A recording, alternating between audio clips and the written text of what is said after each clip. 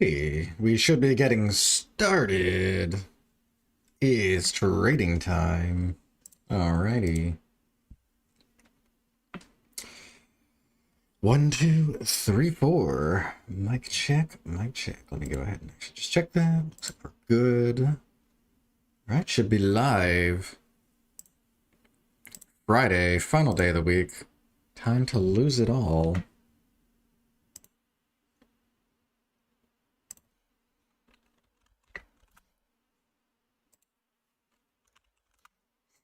Good morning, everybody. Hope you're doing well.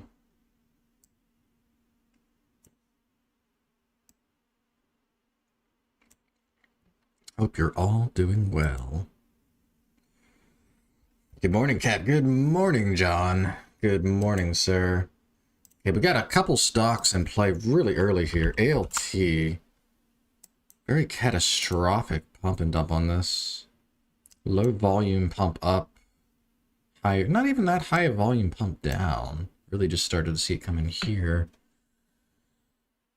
Yeah, so this had news at the 6:30 mark.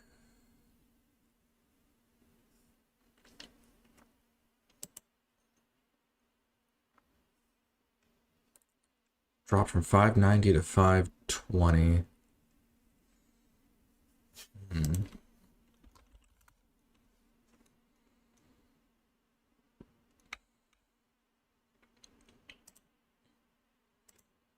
AM EST is also moving.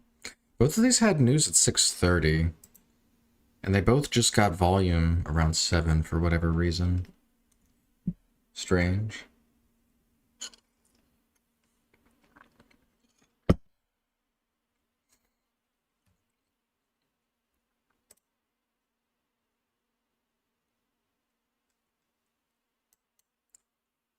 So AMST. Go ahead and remove these other ones. Don't need these here anymore. ALT. AMST.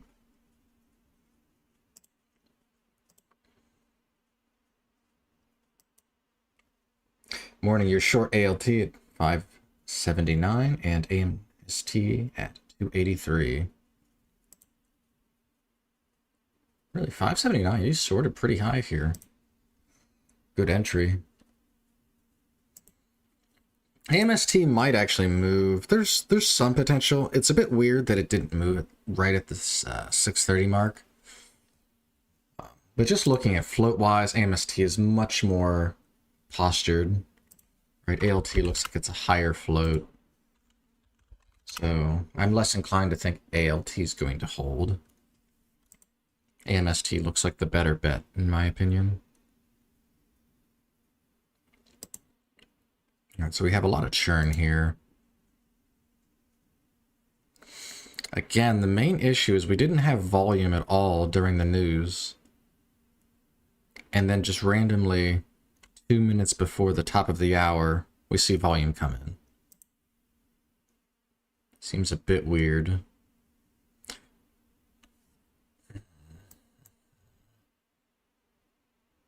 Yeah, we're at daily resistance here, 270s, 271.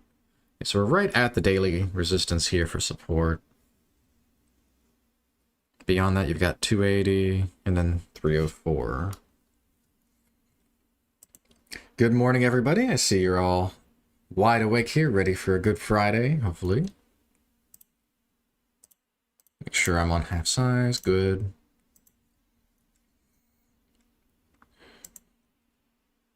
I'm not going to jump on this one right away. This behavior where it gapped up on the news and then went sideways for half an hour seems a bit suspicious to me. I do like the lower float. This one does look like the best opportunity, but I'm going to wait.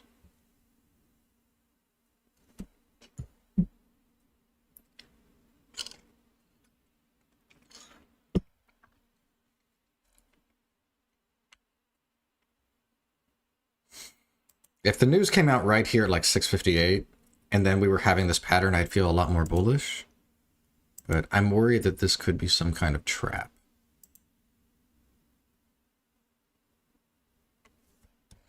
Yeah, ALT completely rolling over.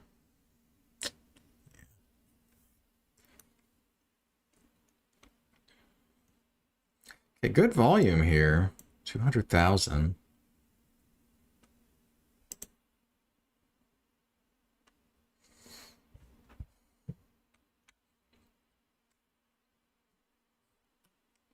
For those of you showing up to the stream, if you haven't already, I would appreciate it if you hit the like button. Help me get this out to more people, but no pressure.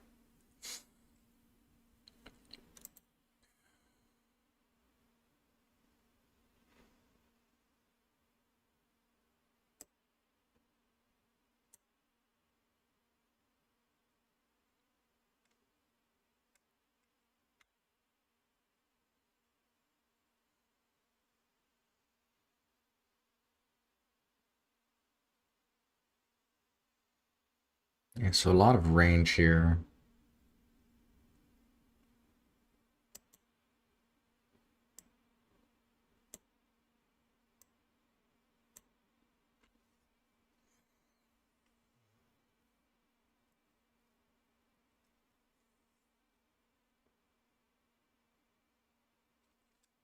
Good morning, Telemann. Hope you're doing well. I'll take a look at the one stock on the gap scanner here. Yeah, I mean, it's gapped up daily. This is crazy daily chart. But yeah, it's not really moving right now, so that one's just out of play. Probably just watching this. And yeah, I guess I'm just afraid to touch it.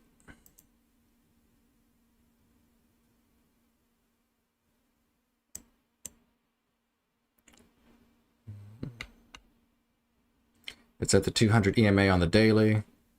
Yeah, and there's also that we're at a critical level too here, right? Right at this level here. So yeah, very critical level. If you're saying the daily's in play too, yeah, this is a very critical level. A lot of volume has gone through here.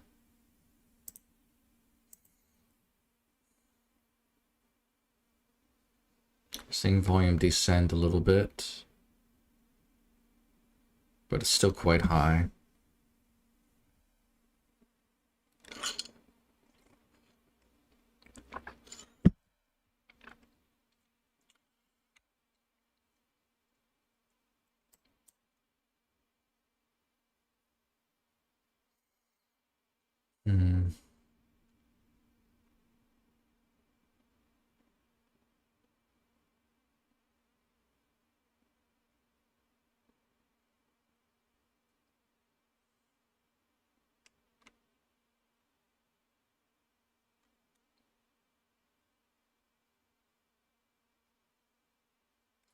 Moderate sized seller on the level 2 here. Looks like we got like a 30,000 share seller. They were laddering it down too.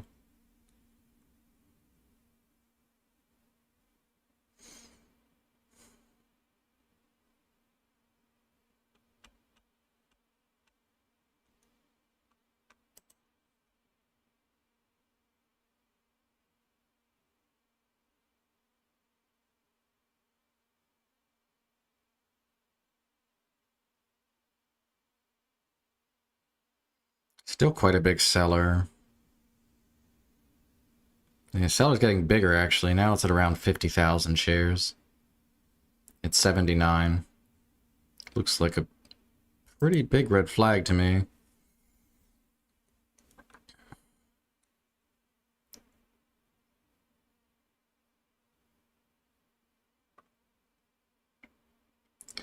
You're hoping for at least over 310. Yeah.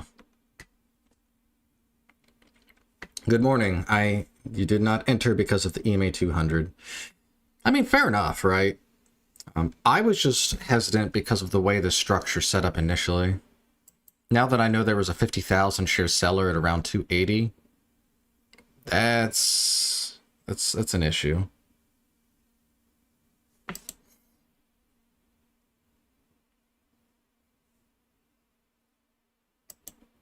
Good morning, Benjamin. Good morning. Yeah, seller was walking it down, clear void. Yeah. I mean, if they end up getting fully out, this could be a buy. And you are correct, they were walking it down. I didn't mention this, I think, but while I saw that the 50,000 share seller was at 280, they initially had their price a little higher. It was like 286. I was noticing like a 30,000 share seller. I don't remember if I mentioned it or not. But yeah, there was definitely somebody, and it wasn't just 50,000, right? It was a clear walk down, so it was probably closer to 100,000. You're saying PBM. Yeah, that one looks like it's spiking. Very nice spike.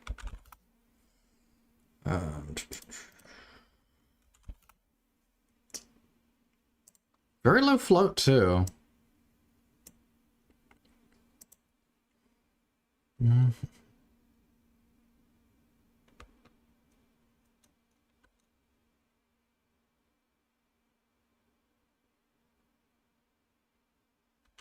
I'm actually going to get in here. I like this setup. It's a lower float. We're clearly seeing volume come in.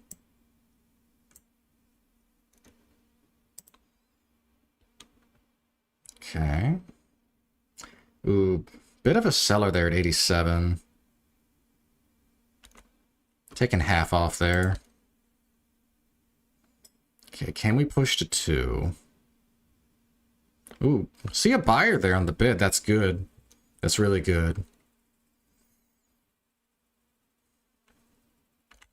All right, I'm fully out. Nice little hit there. Yeah, this looks strong. It still looks strong, if I'm being honest. I ended up cutting half early because I saw it. What was it? 180s? High 180s, I said. It looked like there was a seller. What's up, everyone? Enjoying the stream here? Oh, I'm glad you're enjoying it.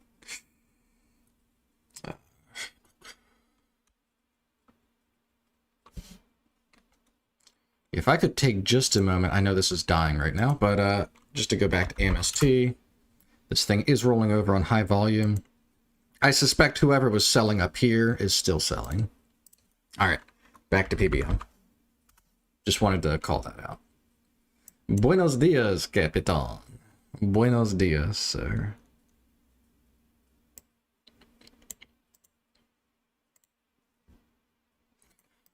All right, so today is basically decision day right now. So if you didn't know, currently I am red $8 on the week. So I'm currently sitting up $9.50. So if I walked away right now, I am green on the week. So I did recover the loss from Tuesday. But that's not why we're here, now is it? We trade regardless.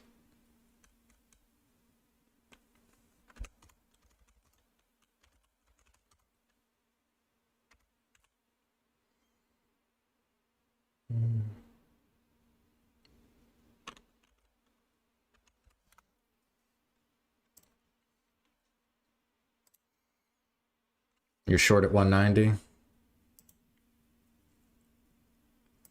Yeah, so we got a bit of a topping tail here.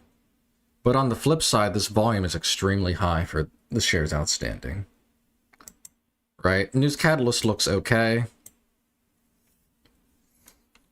So this has things going for it. If we see a pullback on light volume, I think I'm in.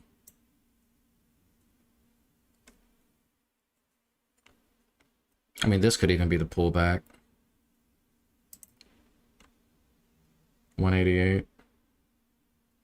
Daily resistance. Yeah, even on the daily, you have 180s as a level of interest. Below that, you're looking at like 160s.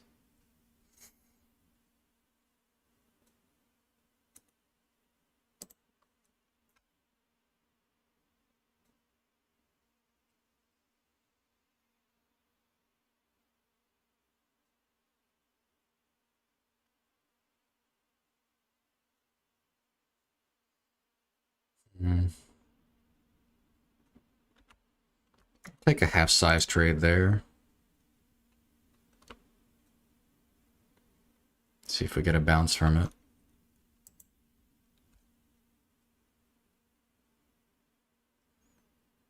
Seeing some green coming through on the tape.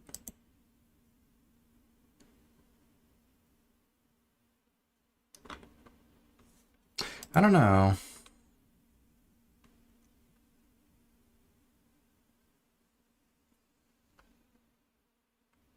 Okay, very nice surge back up there.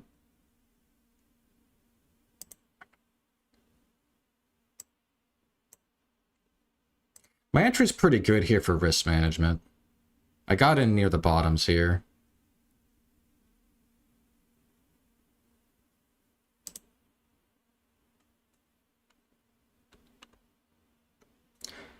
Probably looking for like 196 if we get it. Somewhere around there.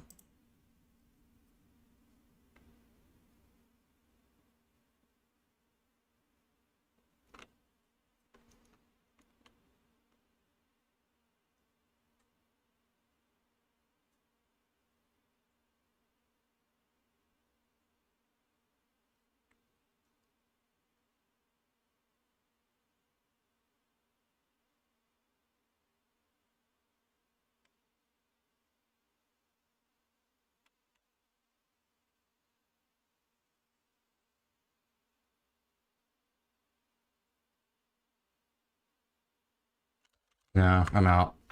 There was a seller there pushing it. Got shaken out. Let's see if I got shaken out at the very bottom there. Because I got out at 177. So there was a seller pushing it down, and then for a brief moment, I saw 15,000 order flash on the level 2 on the ask. Spooked me out. Let's see if I got shook.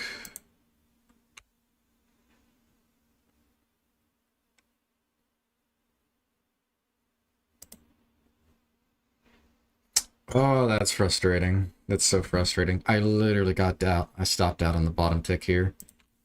Hmm. Hmm.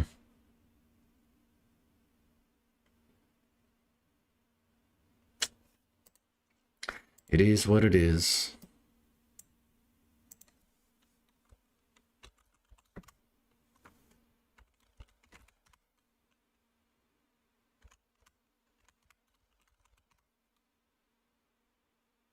Just gonna upgrade this one to A. This one was probably a B.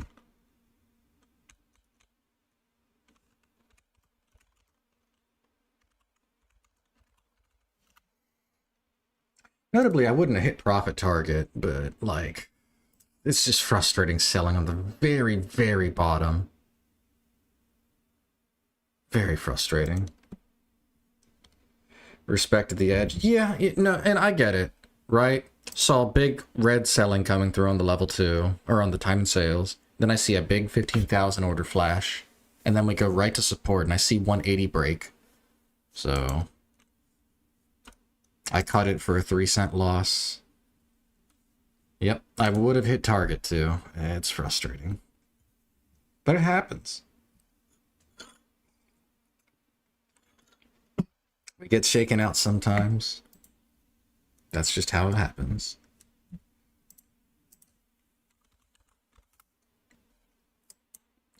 I do see AZI, someone called it out. I do see it popped here. I can take a quick look at it. I mean, we have some volume. Volume's a little bit light, but there's a little bit. Was this the one that... Yeah, this one moved a couple days ago. This is the reverse split stock. Reverse split seems to be doing well lately. I should probably keep this on watch, even though the volume's light.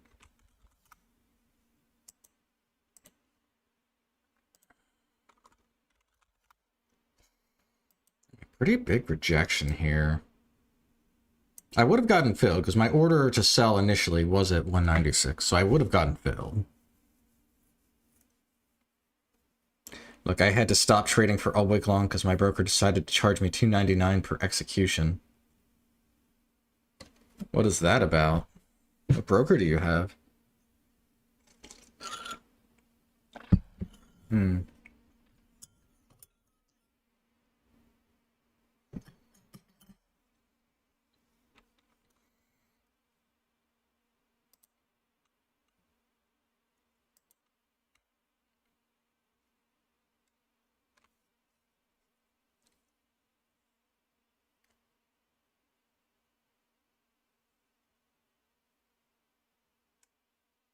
Weeble, Canada. Let's see.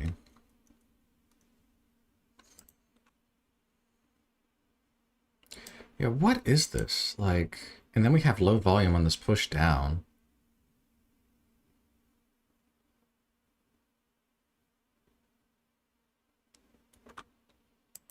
Hmm.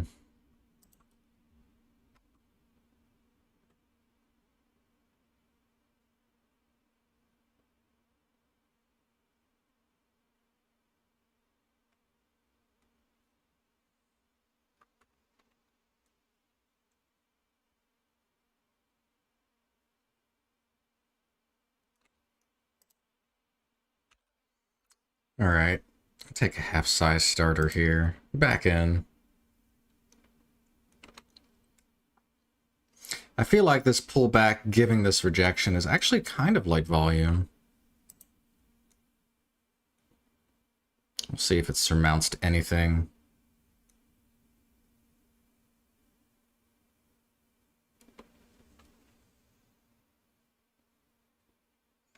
I'm gonna be willing to give this one a little more wiggle room just because I got shaken out the first time and it did reverse. So if this pushes down and the volume's light, I'm gonna be okay holding even if there's a seller on the level 2.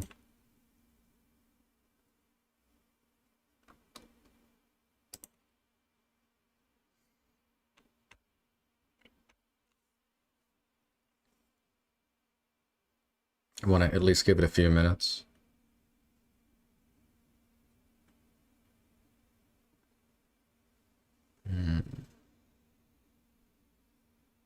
So you're minus $6 when you enter this trade at Weeble. That's rough.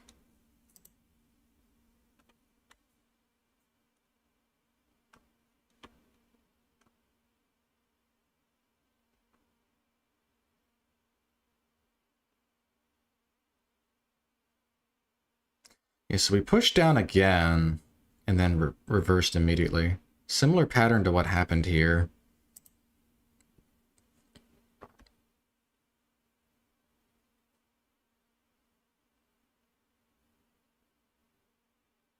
Although this one did feel a little more violent.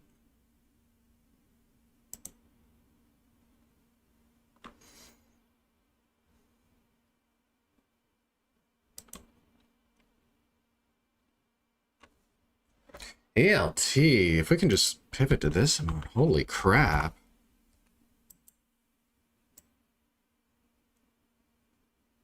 That's rough.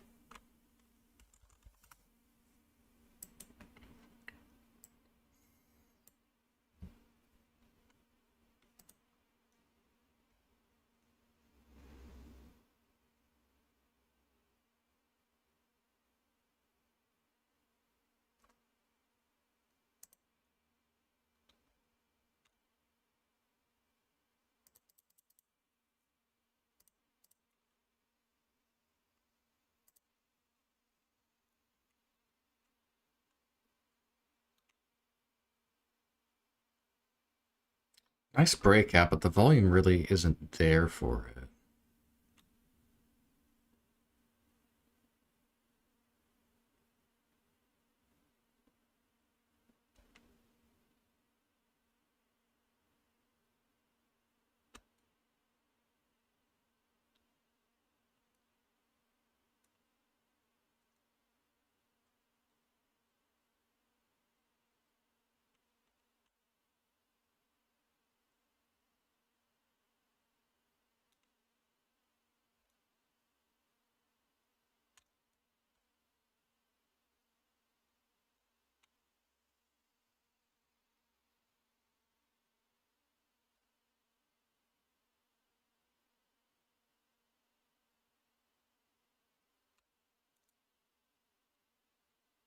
It keeps popping up to 82, then rejecting.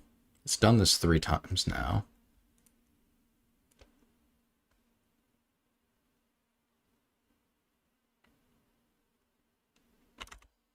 Alright, I'm just going to cut it there. Small winner. Unfortunately, I didn't time the bottom quite right here. I was about 9 cents off from the bottom.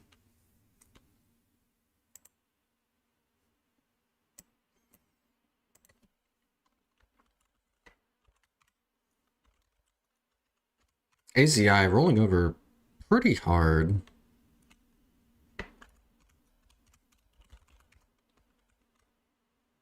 I'll probably give that one a B as well.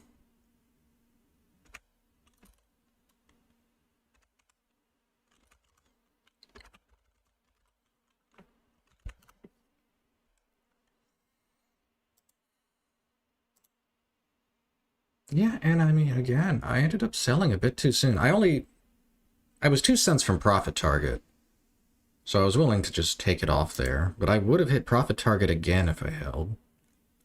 So that's twice I've sold too early. You've noticed I don't use EMAs or VWAP on your chart. Any reason for that? It's because I don't find them helpful. I've tried using the moving averages, the simple moving, the exponential moving, the VWAP. Didn't find value from them, so I took them off.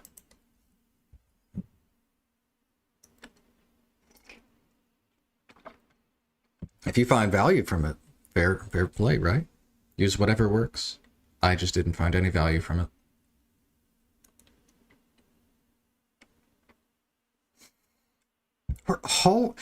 We haven't even been streaming for 30 minutes. We're already up to 50. You guys are awesome. I appreciate all of you that are here. One little red flag I do want to point out with my play. I've taken 3 trades in a 10-minute period. That's a little bit excessive.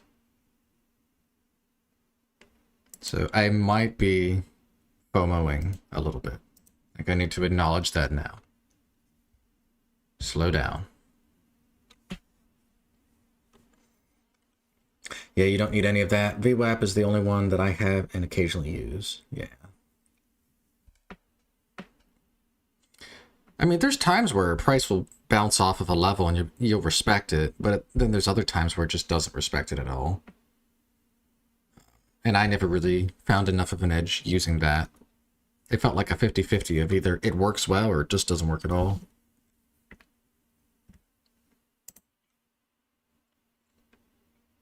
So this ended up going up to 93.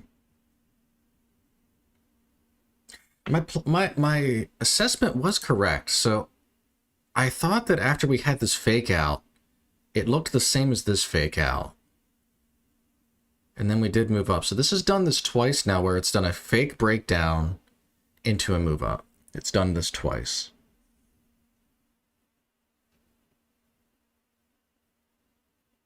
Interesting.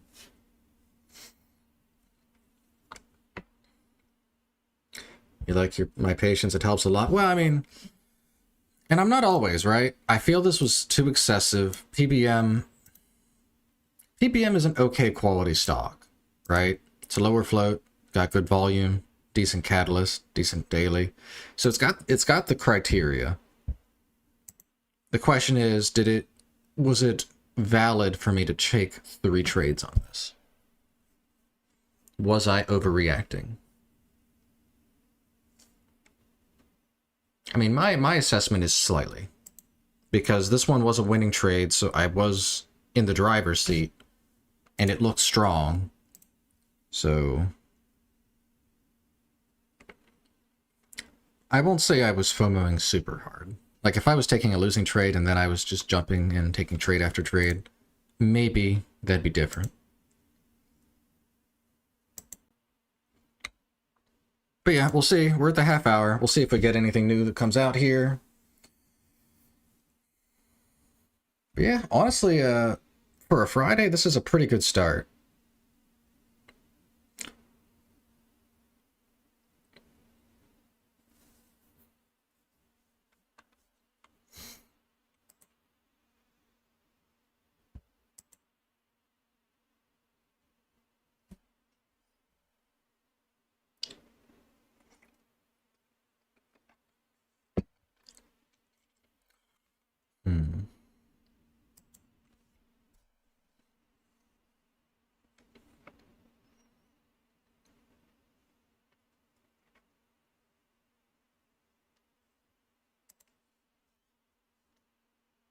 I should put ACI on here, just so I can cycle through it easier. AZI kind of looks like we just had this big rug on it. 84 to 65, so wow, 20-cent drop. It's quite significant. What do you think about time frame alignment? Do you use it and when? Yes, I think time frame alignment is very important. I don't have it on the stream because I couldn't really fit it well, but I do have the 1-minute chart and the daily chart, and I also have a 5-minute chart that you can't see because I stopped showing it.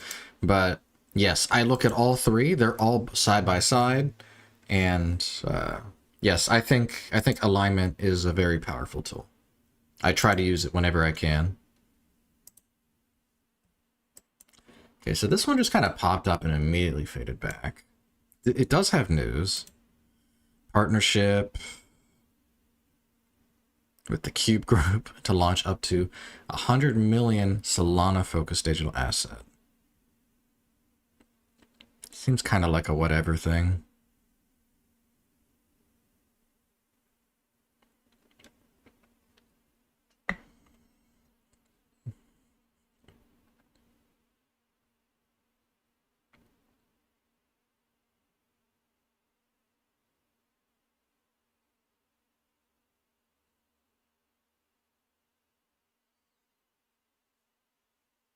Yeah.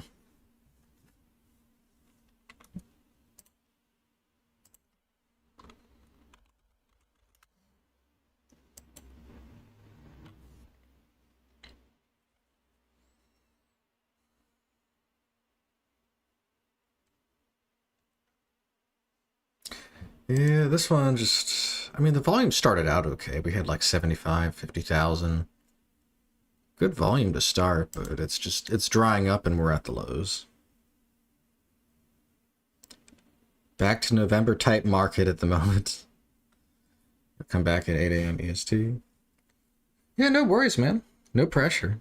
Do what you gotta do. If you feel like this isn't the environment to trade, I get it. PBM. Looks like it faded again. High volume.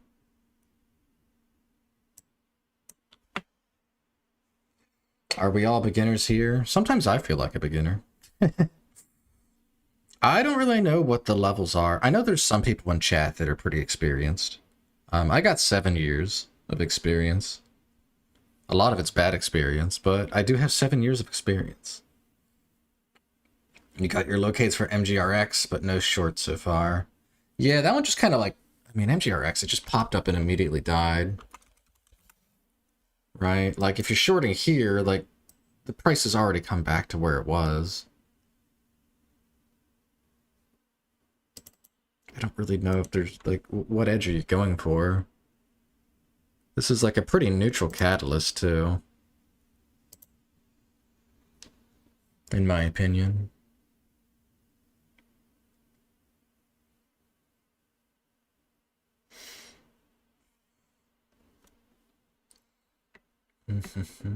You got 6, you started in 2019. About 4 months of experience. Beginner here, 6 months in. Well, yeah, for anyone who's a beginner, whether you're trading with real money or not, I know I just made a video on it, covering it. I'm sure a lot of you have already seen it, about having a positive EV. If you don't already, I strongly recommend you track your metrics. I got a free spreadsheet. You guys can download it if you want to use it, if you don't have anything. But you definitely should be tracking your metrics, because that's really what gives you the confidence to trade, is knowing that your strategy works. So whether you're trading with real money or not, you should track the data. If you're not already. I mean, I'm sure all of you are, surely. But if you're not, you definitely should. Real money, small shares.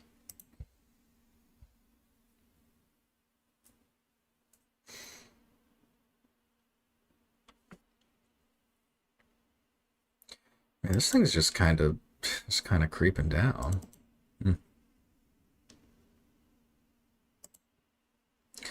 Yeah, I mean, I'm looking through all the charts here. All of them are kind of like on backside. It's not looking good for any of them, really.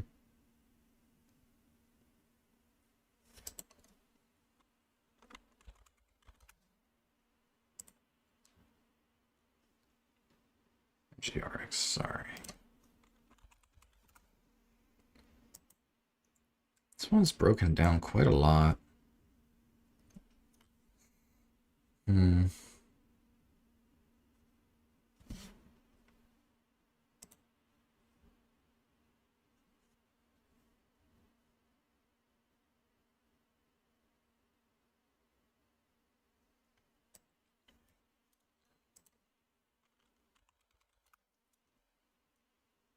This is getting quite extended.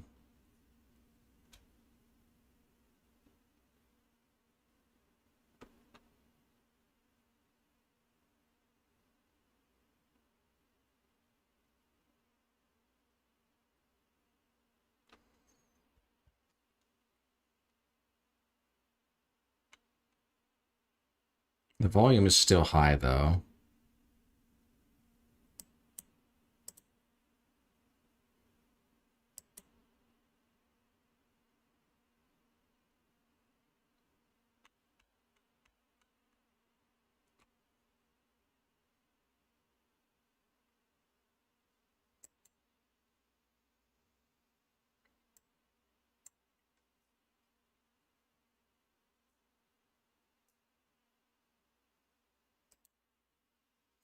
Oh, I see. Yesterday they had a direct offering. They announced a direct offering at 129. Okay, so probably they put out this catalyst and started selling here. It's my guess.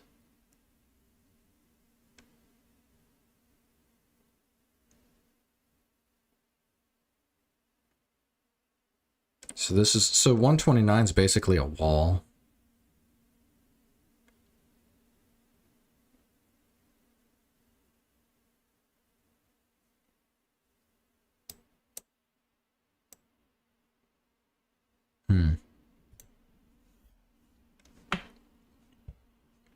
Yeah, I think this needs to go down more before I'd be interested. Just because knowing that if it curls, you're running into that ceiling too quickly. We also have the higher volume on this push down.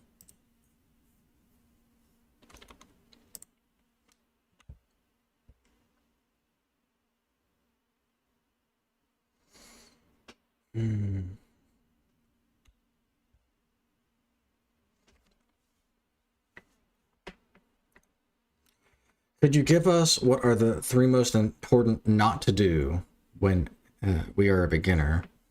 Don't average down. Don't trade on margin.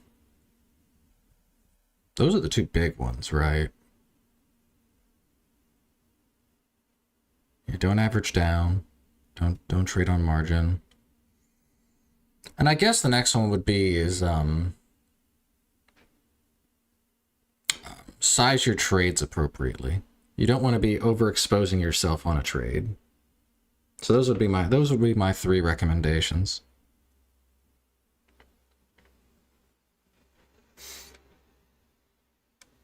We have built a software which can track and backtest all of your edge with a few buttons. We hopefully launch it soon after 3 years of development. That's pretty awesome, man.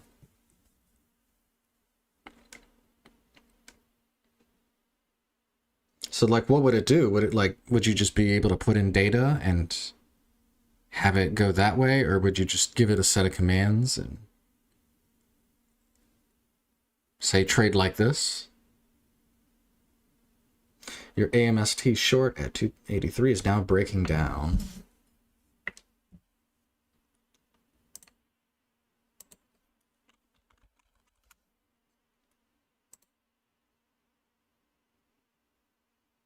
Yeah.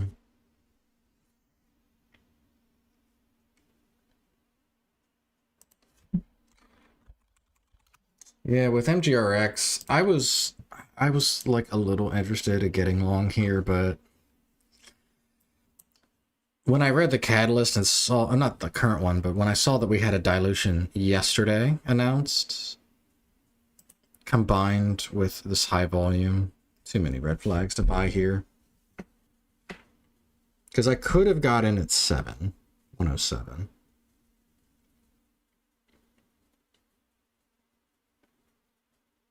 Subscribed to NBBO yesterday. Didn't realize I was missing that info. I feel so stupid. There are so many movers that don't appear on the NASDAQ, only level 2. Yeah.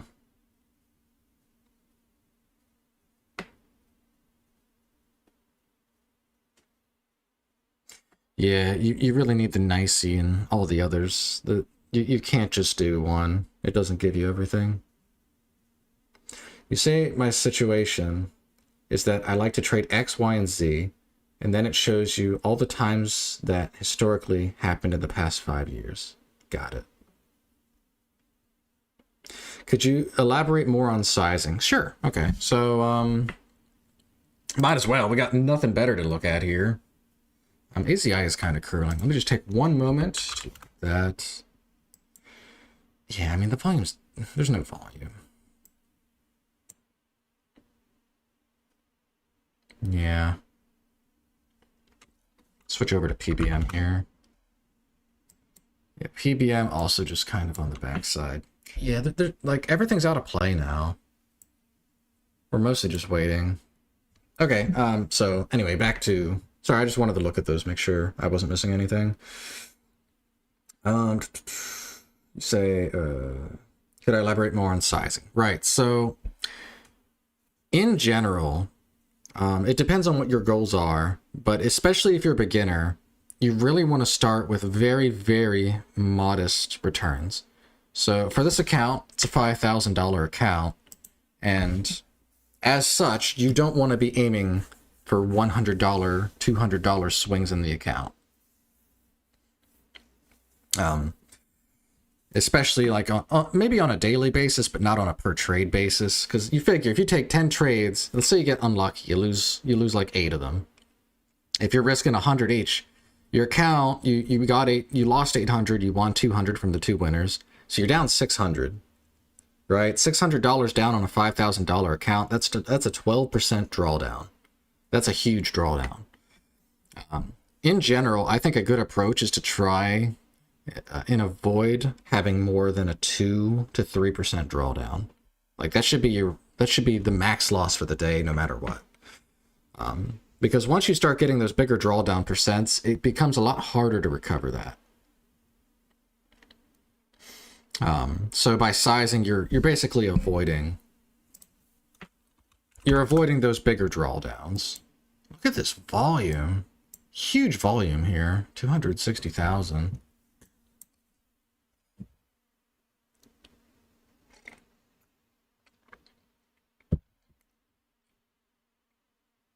No bag holders? Yeah, I mean, yeah. I guess another thing is just don't bag hold. Like, I didn't think I had to mention that, but yeah, do not hold and hope with these stocks. A lot of these stocks are only $1 for a reason. It's because a lot of them have problems. Financial problems, profitability problems. These stocks have problems. Where am I from? I am from Pennsylvania, United States.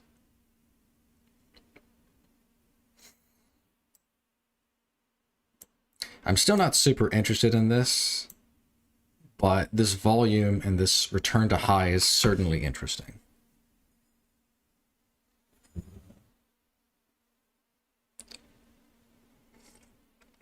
It's interesting, but I'm not interested. I suppose I should say I'm not interested in trading it right now, but I am interested in the play. That's probably more accurate.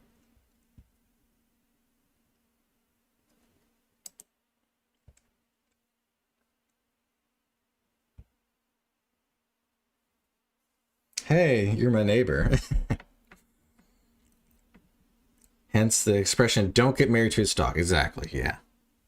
Yeah, I've bag held in my first years of trading as well, so. Right, and then you start like researching the company, you're like, oh man, let me check it out. And like, okay, well maybe this is a good part. Maybe the book valuation, maybe they'll turn a profit, maybe they'll get a good deal. Like, you start hoping for all these things, and the reality is these companies kind of just suck. It'd be one thing to say you're like day trading the I don't know, Microsoft or Apple or Tesla or some a bigger company, and then you go red, then you could try and like hold and hope, and like at least then you're trading a more successful company, so there's more argument to hold it. But these small caps, it's just holding these, you're just going to get eviscerated. I mean, even looking at this one, right? AZI. Let's go to the 3-year. Like, look at this. This. Anybody who was stuck in these dumps, I mean, you could hope for another spike, right? If you got caught in this dump, you could hold and hope, hold for like 6 months, and then pray you get another spike to sell. But on top of being down money, you have that like that time cost too, right? You're locking up your capital for like 6 months, watching it bleed every day, hoping it moves. It's just not a good strategy.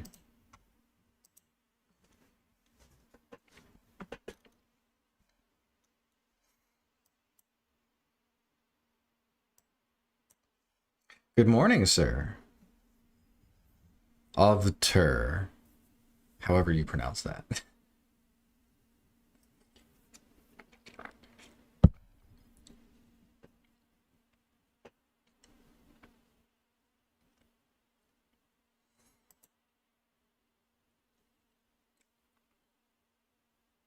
Curious how this stock is going to end up resolving. It's so weird too, right? Like this whole move, this curl, was on like no volume.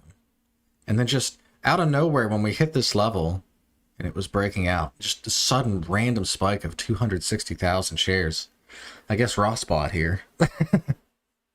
That's the only explanation. This must be where Ross bought.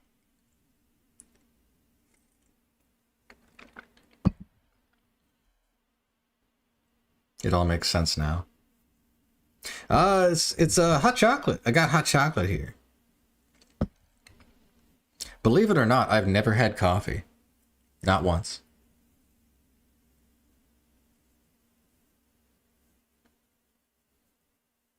I can't speak on Trade Zero. I've never used it. I actually have only heard of it within the last year. I don't know if it's newer, but a bunch of people have talked about it, and I've heard of it multiple times within this year, but I've never heard of it before this year. Low volume environment, liquidity traps, high volume environment, more follow through. You're typically right, Tristan. Yeah, I'm sick. I'm missing out.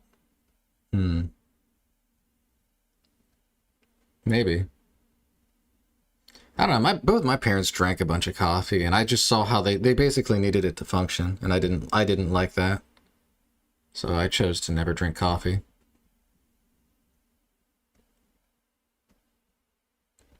I don't trust anyone who hates coffee. I'm not even a coffee hater. I just never had it. I see that a lot of people need it to function, so that just makes me not want to drink it.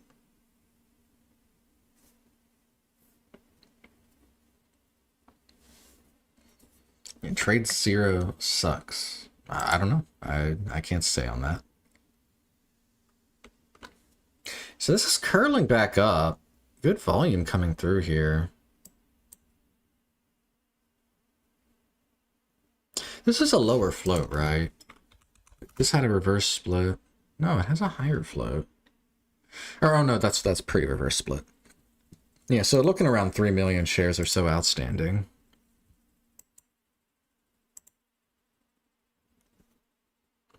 I have to try coffee, man. No, I think I'm good. Do I need to trade to function? Yeah, if I don't get my trades in. Ooh, big seller on AZI. Huge seller. It was like an 80,000 share seller at 205. Push this straight down. Yeah, that was a very big seller. 80,000 is significant too for this volume.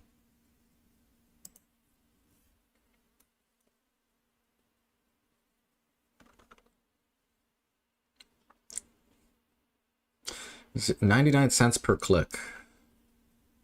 Locates or horrendous website, platform, mobile app. Outrageous at the open or mid trading day on the regular.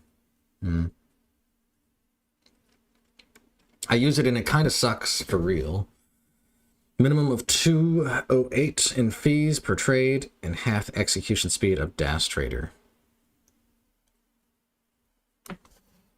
It's weird because I've heard a lot of people say good things about it too.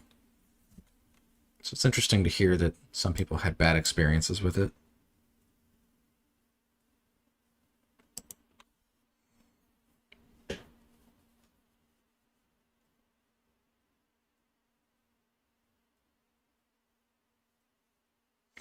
I'm certainly being more patient now. Went from taking 3 trades in 10 minutes to no trades in half an hour.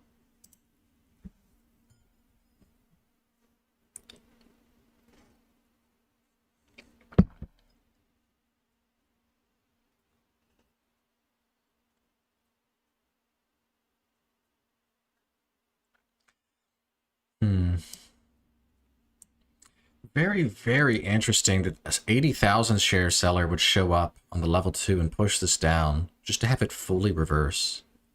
Very strange. And we saw another big seller come up here. It was smaller. It was like 40,000. 40,000 or so share seller came up at 210.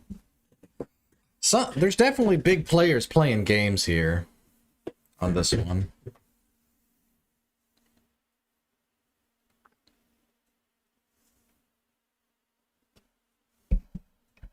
Well, commissions on Interactive Broker are way worse. I pay almost $2-3 commissions per trade. I trade 80 to 100 stocks per trade.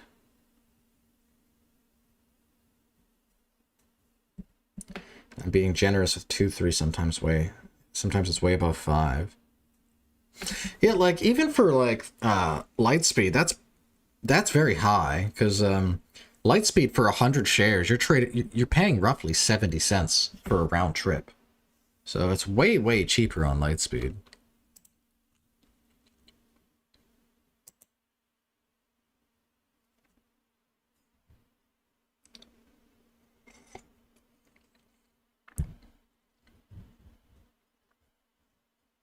I had $200, $300 days at Trade Zero, which my current broker would have been 150, 250 net.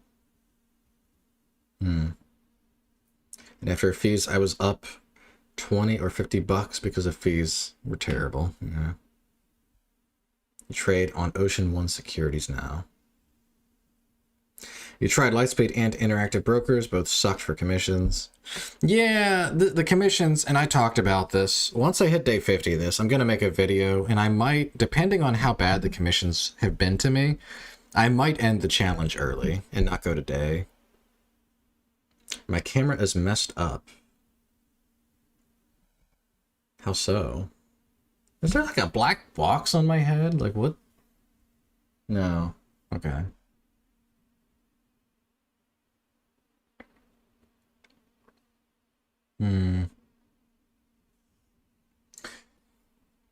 I mean, my camera looks fine. What's wrong with it?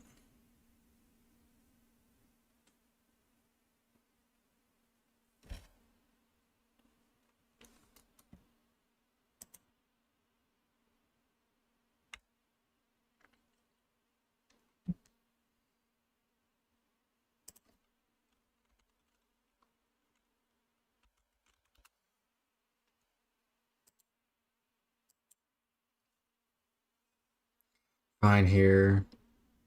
Looks like the contrast is all messed up.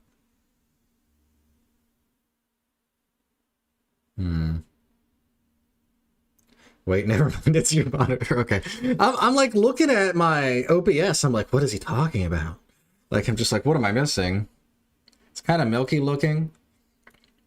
I mean, it's a pretty it's not a crazy expensive webcam. It's like a very basic one I got for like 10 bucks. So it's definitely not like a high quality one or anything.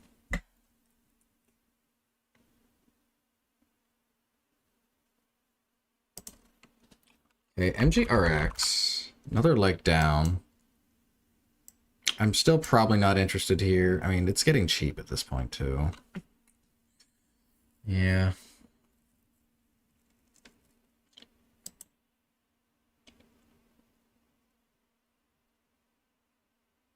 Hey gosh, wish you would have taken that short. It's getting killed. Yeah, I'm really surprised. I thought with that news, it would just go back to flat and then just be done. To see it sell off like this, crazy. No coffee and cheap cam. That's right, I'm living the dream. Wait, why are you comparing the two? Like, what are those? What is the correlation? He has a cheap webcam and he doesn't drink coffee. There's something here, but I can't prove it. Something's not right.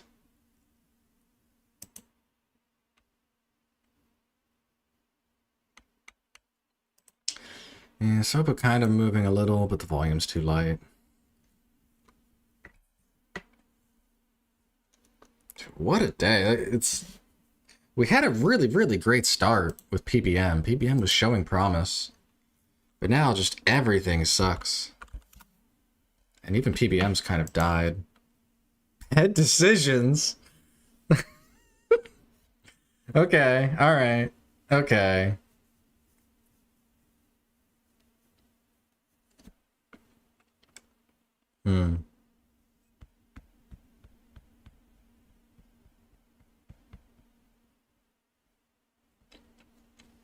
Well, hopefully we get something at the top of the hour here, because this last half hour has been very slow. I missed out on FJet yesterday. Yeah, someone talked about it.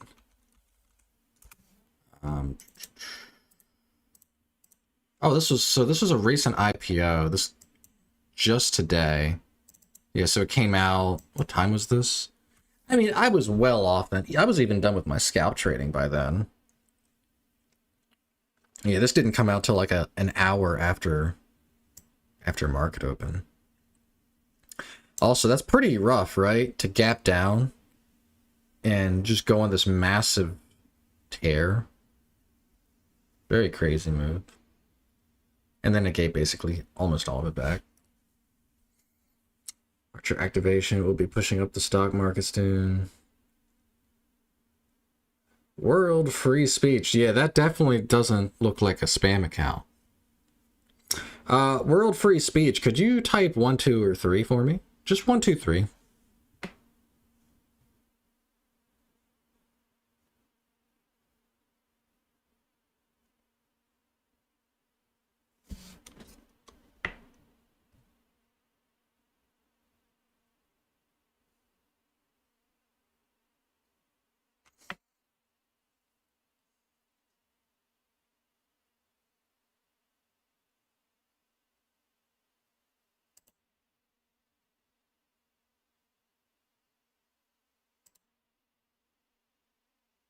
All right. Yeah, probably a spam account.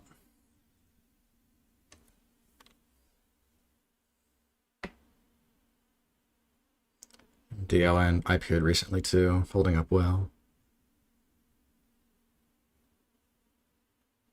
When I say I might end the challenge, you don't mean the YouTube channel though, right? No, so at day 50, I haven't really looked at it super thoroughly. I know without commissions, I'm definitely profitable. With commissions and with the data fees, I'm not sure that I am profitable. It's very close. So I'm going to look at it. If the commissions are just completely eating me alive, because this market has been cold, so I've been having smaller range on my trades. If the commissions are too high, I'm just going to end the challenge. I will make a video. I'm going to be super transparent with it. Regardless if I'm profitable or not, I will make a video on it covering everything. But yeah, on day 50, if I look at it and I'm just not profitable, I'm going to end it. I'll try out Webull or some other broker. I'm leaning towards Webull right now.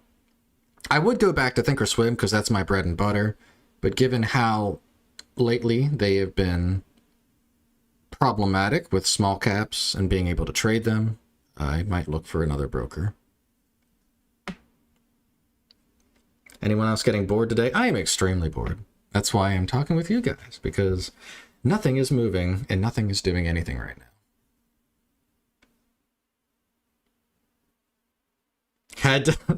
Held myself back from typing 1, 2, 3.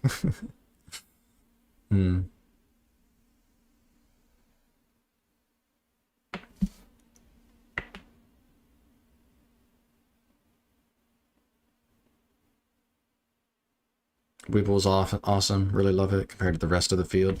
Yeah, I've used Weeble before. When I was looking to initially... Oh, actually, hold on, pause. We got some moving here. Really high volume here.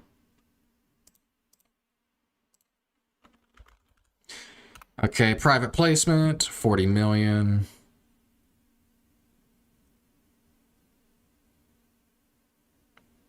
Very low float.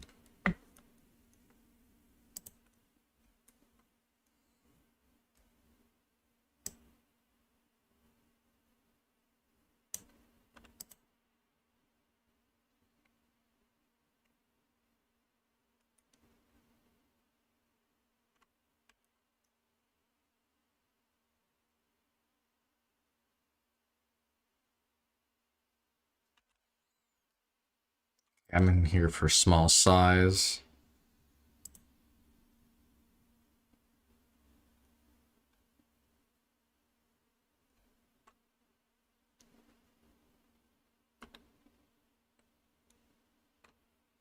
Okay, we attempted to curl, but it pushed back. Let's see if we get the breakout. Nice doji forming if this can hold.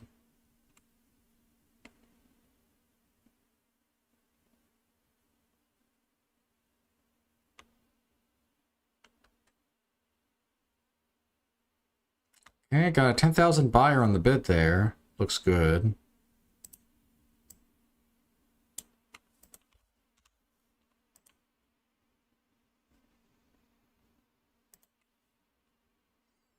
Okay, can we try to get to 180s?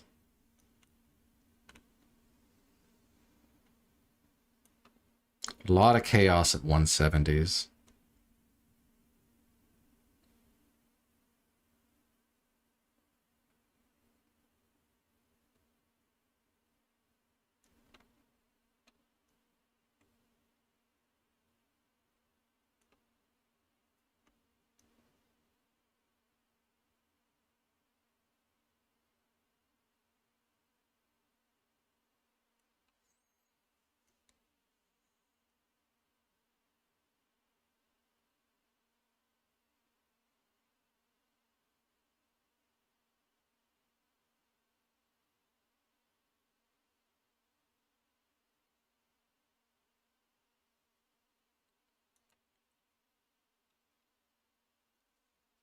Volume is still quite high.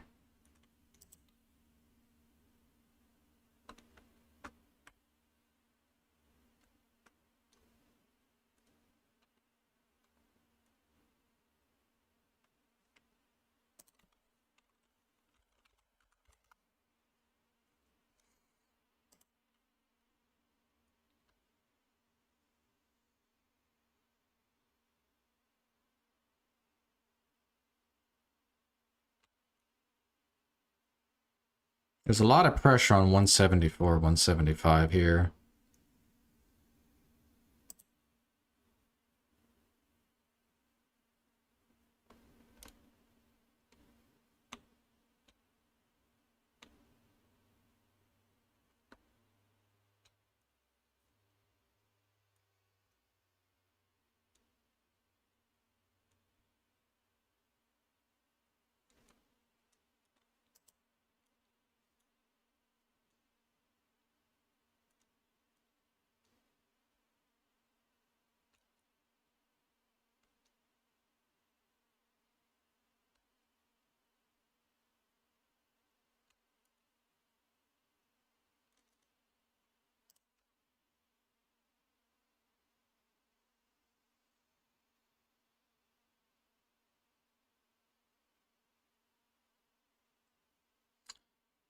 Sizable buyer on the bid. There was also, I'm going to add here. This actually has a good thing. A few things I like going for it.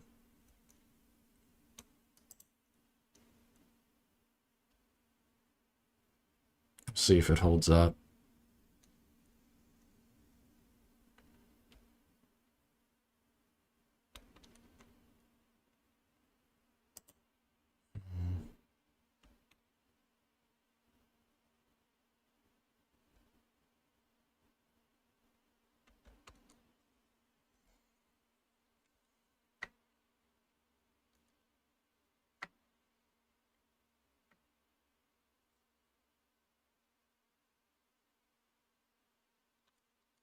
Really? So it's not working.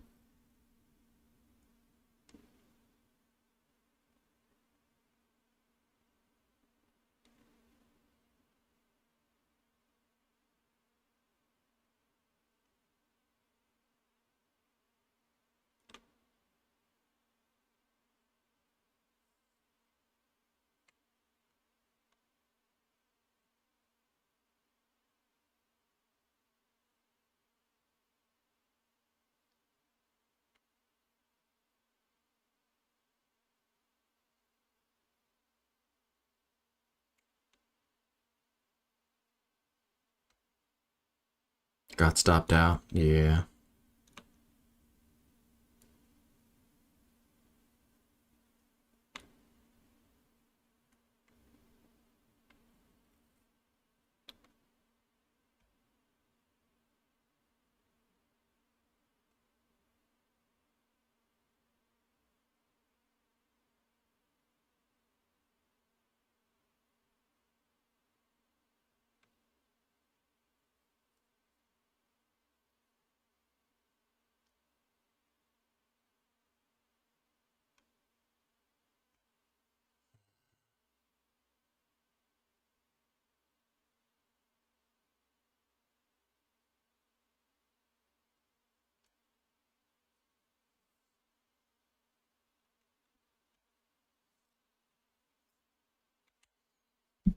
All right, sold half there.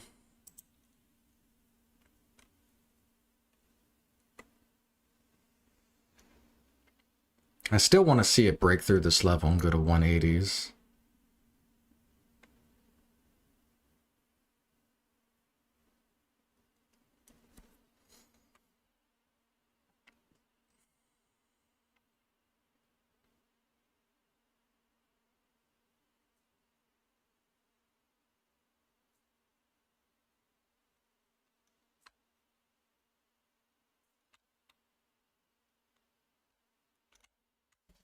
Get out there. Strange. So when I got in here, I was seeing massive buying going through on the level 2. And I was seeing that we were having a 10,000 share order hold this up. I really thought this would have resolved better.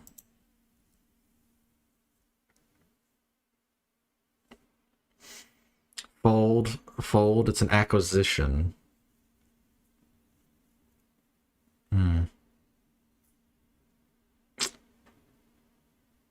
Do I have a delay on my stream? It's like a, I don't know, it's like a 15, 30-second delay, something like that. Probably closer to 30 seconds. How long have I been doing the small caps? I find my channel awesome. Small caps probably about 3 years. Right? I've been a trader for about 7. I've jumped around different indices, and I've basically settled on small caps, and I've been doing this for about 3 years. Yeah, I really, really thought this was going to resolve better.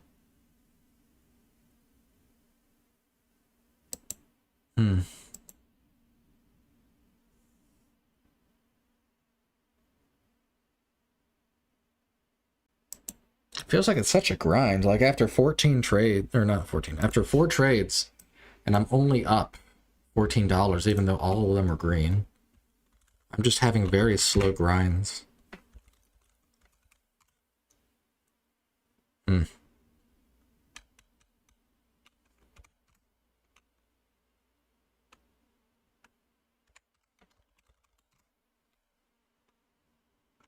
If this was an acquisition, hold on, I want to read the news before I rate this. If this was an acquisition, this deserves a lower rating. Because it says just private placement.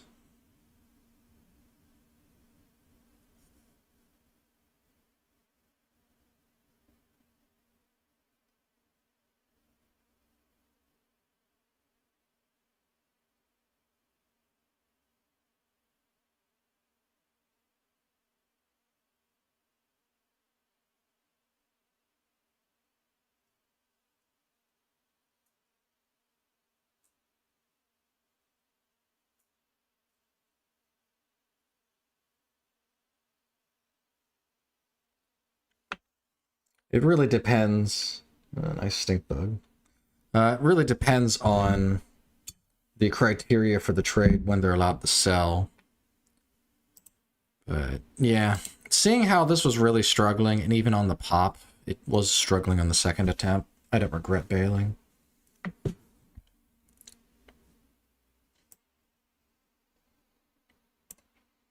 Yeah, definitely someone with very big selling pressure here. And then whenever we swing back up to that level, immediately just seeing that pressure again. It's not good.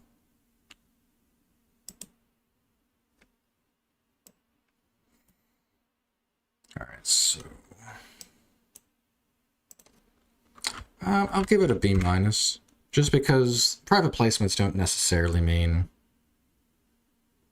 that they're going to immediately sell, but not the greatest catalyst.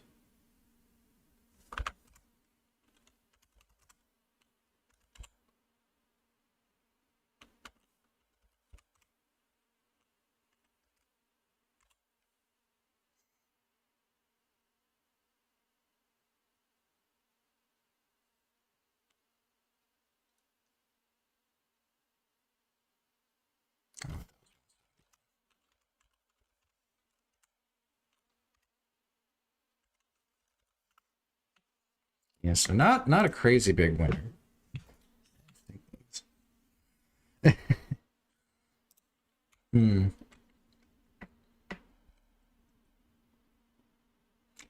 Calm demeanor is very helpful. Yeah, regardless if you're up or down, it's important to stay calm. You don't want to act with emotion. If you want a penny stock, PRPH, would be really nice. I mean, I don't like trading things under $1 as a general rule. So like this, I would sit this out. You're right, it's moving, right? We had a nice gap on it, but it's just too cheap for me. If it's no trouble, could you please put level 2 and comment on it while trading?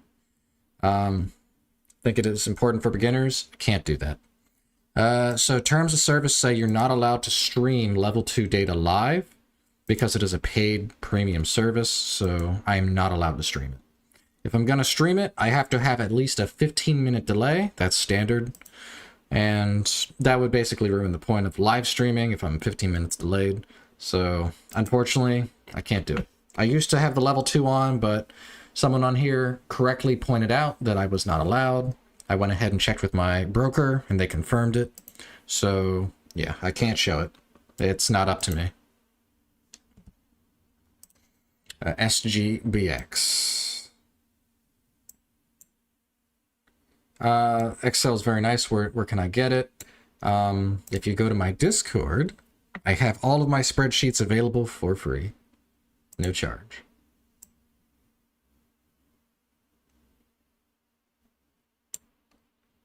There should be a link to the Discord in the description. If it doesn't work, let me know and I can update it. I have it set to expire once every week. It might need replaced. The only reason I'm using weekly is just that way I don't have a bunch of places where the Discord invite link is up and then just bots and malicious people can find it and join it. So that's what I'm trying to avoid.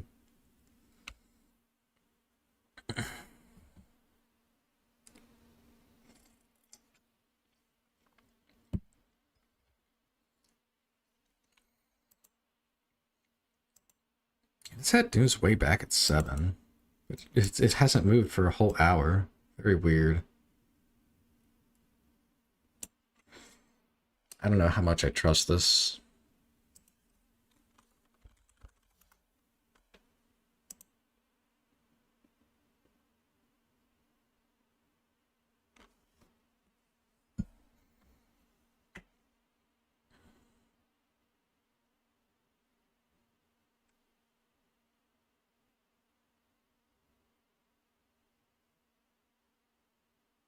Discord link not working. Okay, give me one.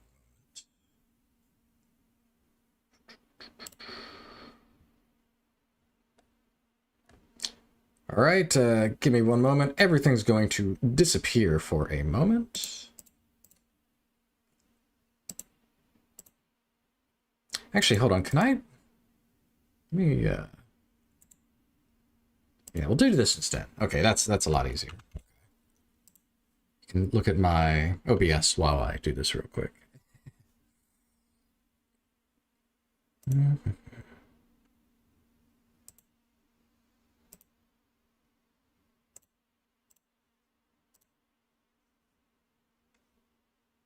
Okay, back to that.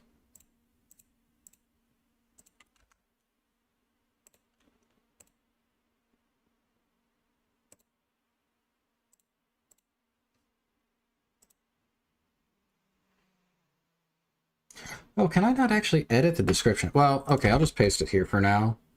That link should work. I'll go ahead and throw that link in the description once I'm done here. I didn't know I couldn't edit the description midstream.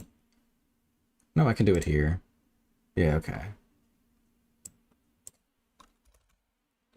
Okay, cool. So now we're good on that for another week.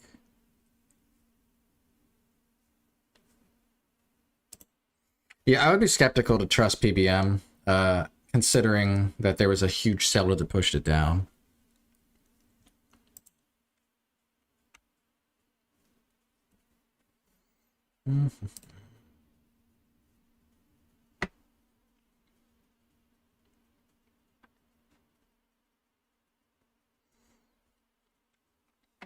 Yeah, and I don't know if I trust SGBX either. The fact that this kind of just curled up on non-existent volume down here. I typically don't like to trade that setup.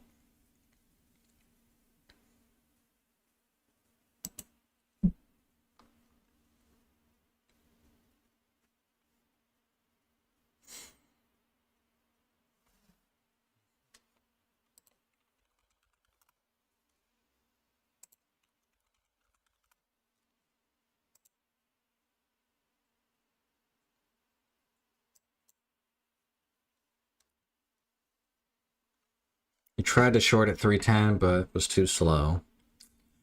Man, those are rookie numbers, man. Yeah. It did just, it like just popped up and just topping tailed immediately too. Unfortunately, this isn't even a good spot to buy. Looking at these candles, right? Super heavy volume on this selling pressure.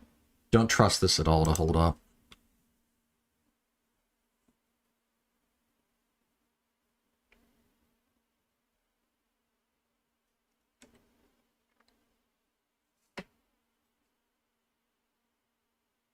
INAB, it was a big mistake on my part.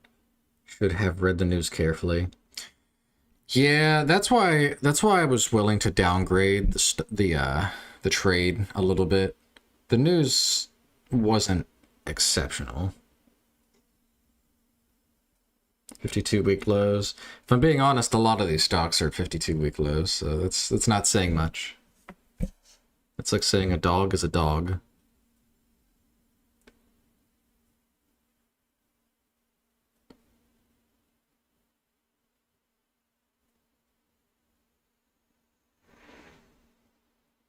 Not complaining, he's a nice guy, but I'd like to join the Discord.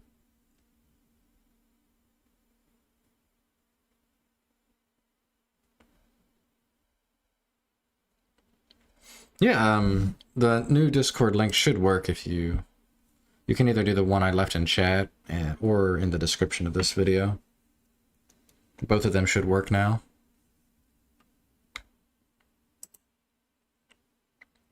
So we're seeing descending volume.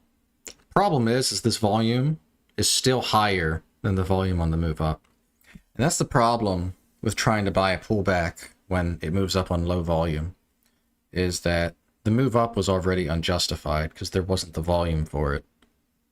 So there's not really a strong confidence for me to think that this will bounce because the move up was unjustified to begin with.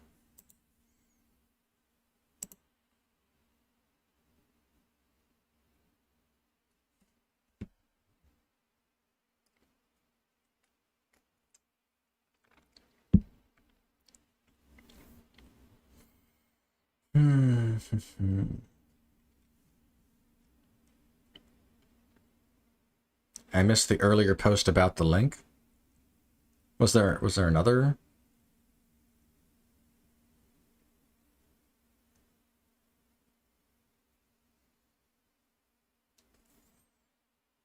I don't see it. I saw that someone said that the link wasn't working. I went ahead and got a new one. Is the new link not working either? Buy SGBX. I mean, I wouldn't announce for people to do things, Alex. That's not what we're here to do.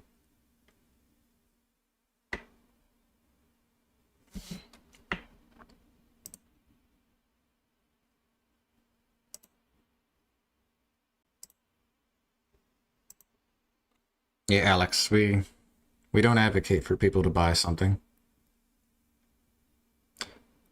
Links in chat don't work on mobile.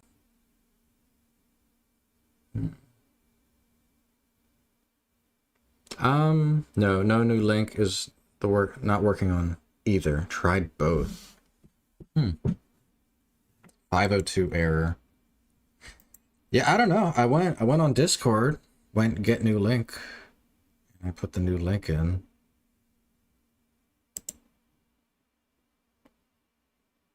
I'm not sure.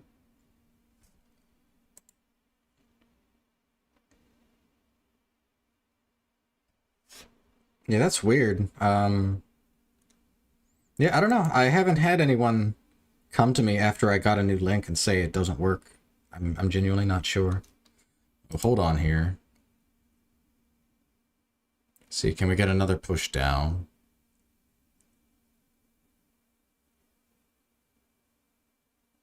I needed more of a push down to be confident there.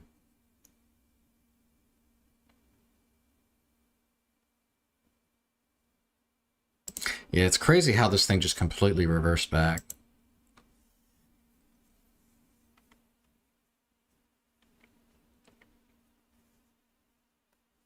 Yeah, I'm not sure. I don't know what to tell you, man. If the old link isn't working and the new one isn't working either.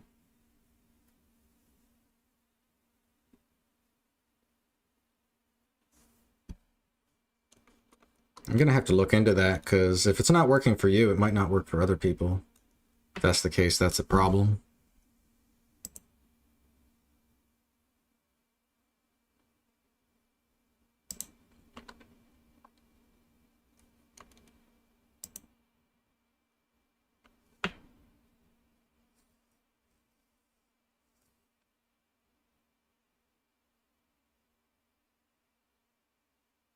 The Discord worked for you? There was a massive 100k seller walking it down from 275 to 268. Should be working, see new members. Yeah, new people are coming into the Discord. Okay, so that means it's working for some people, but it's not for others? That's weird. 502 error. Yeah. Okay, that's really weird. If some... Like, I would accept that maybe I just did something wrong, but if some people can join and others can't... do you recommend other YouTube channels with values such as yours, like Benjamin P. Trading, or maybe others? There is one other that I'm looking at. I might be making a video on them soon, shouting them out. I'm not sure yet. I need to get in contact with them. But, yeah, there is one other that I'm looking at right now. Unfortunately, most other channels... And I'm really, really focused on not just trying to promote people that sell stuff. Like, that's not what I'm about. You had to restart your browser, and then it worked. Yeah, so the people that are having issues, if you could maybe try closing and reopening your browser and coming back, then trying the link, maybe try that to see if it works. It might just be that you needed to refresh the page. I don't know. But if he's saying he had to restart his browser, maybe that's it.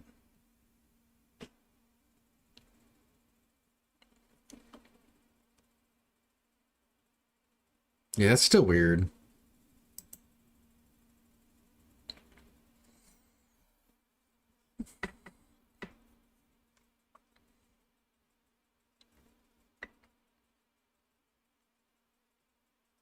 Yeah, have you tried turning it off and back on again?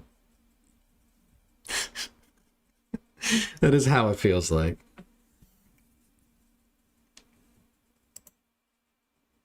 I feel like saying the obvious things. This morning is a waste of my dang time. There's no movers.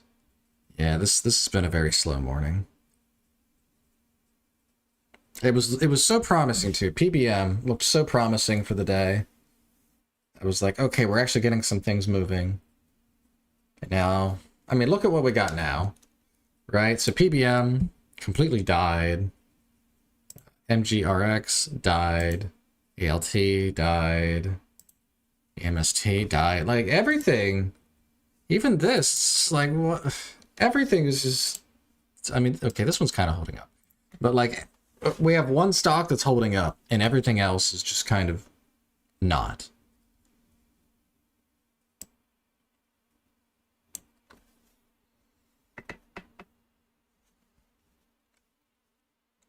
Yeah, AZI curling. Yeah.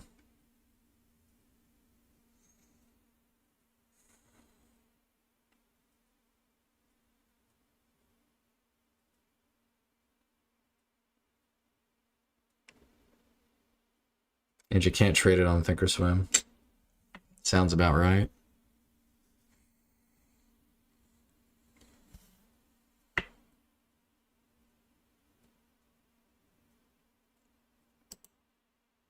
Hit the like button, chat.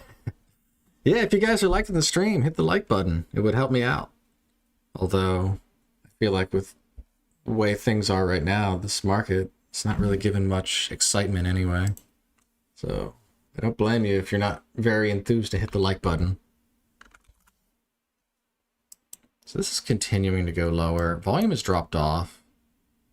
But again, the same issue is that this was already moving up on non-existent volume.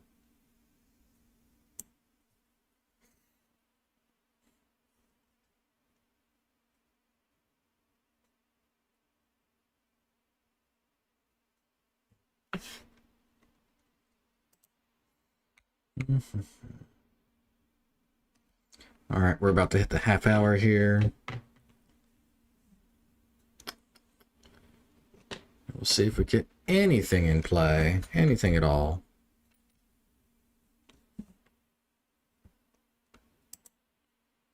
Trading isn't supposed to be exciting anyways. I know, you're right. But like, I mean, it's nice when it is exciting. And it just feels like today, we had a little bit of excitement at the very start of the day, and then it just kind of died off. But you're right. You're right.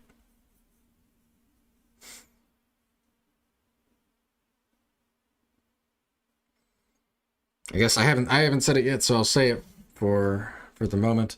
If you're new here, you like the stream, if you want to support me, I'm still a smaller channel trying to grow, so I would greatly appreciate a follow or a subscribe.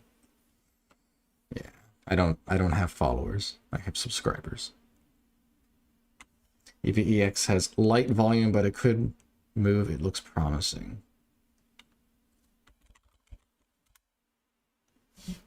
I mean, it has some movement to it, but yeah, the volume is an issue.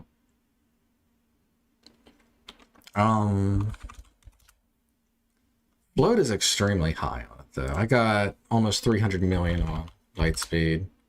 Yeah, I mean, the problem is this one's just a 300 million. Yeah, this one isn't really tradable. Float's way too high. And our excess. I mean, fair enough. 8 o'clock news. It's kind of strange that it's only just now moving with volume.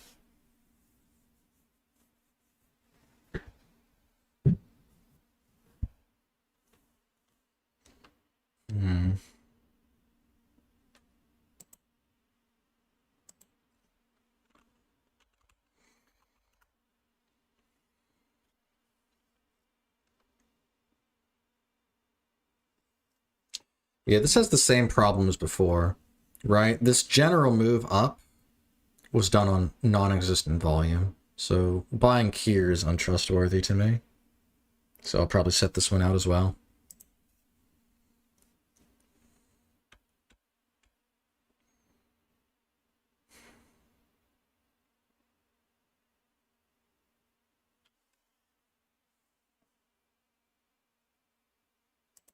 Interesting this got volume right before the half hour.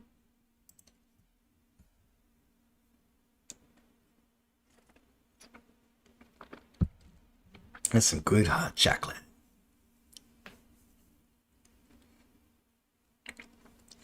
What are the important historic info to look for in a daily chart to help make a decision? Basically, I just want to make sure that there's not a bunch of people underwater. So like if we go to the daily on this, you do have some bag holders, definitely from this, but in general, most people who buy and sell the stock are not underwater. So I would say that this is a healthy daily chart. There's a little bit of headwind from this, but it's not terrible.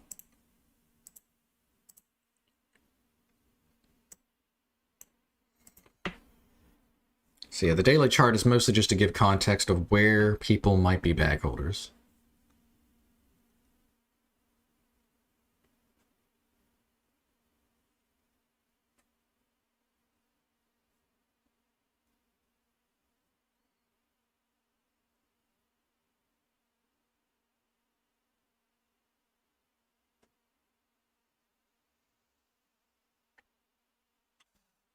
Yeah, ACI is still pushing near the highs. I still don't know if I trust ACI though, is the problem.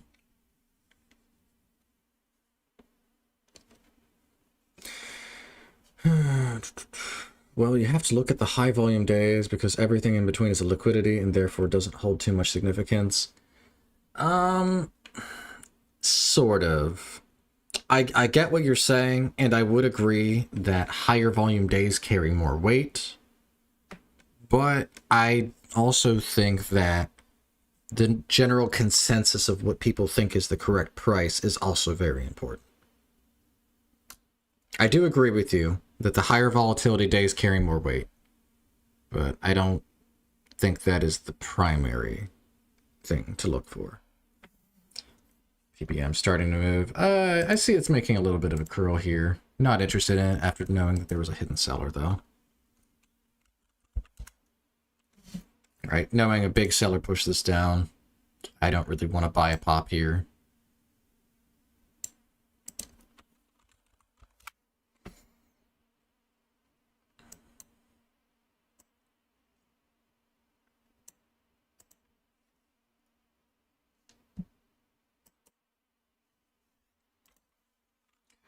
And RXS still pushing the lows.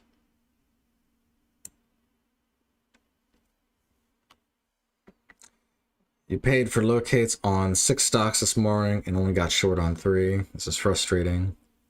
See the pops, and then they have just enough time to get short. Just not enough time to get short. Typing these orders as fast as I can. My poor little fingers. Am I using any AI tools? Not currently, no. But I am looking to try and create some AI tools in the future. But I'm trying to learn more about coding so I can get into AI. It's a very, very difficult hurdle to overcome.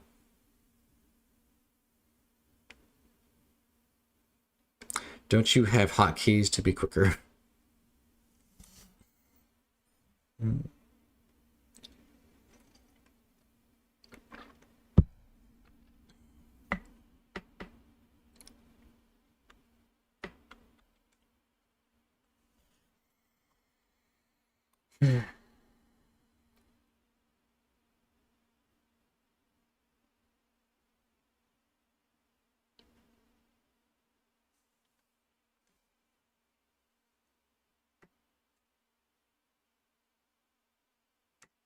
Shorting with a hotkey isn't ideal. You usually want a short resisted ceiling.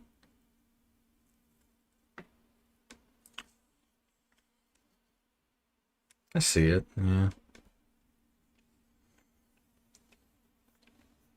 I guess I'm just I guess I'm just waiting because like there's nothing really to look at right now. AZI is probably the most in play stock, and I just don't really know if I trust it.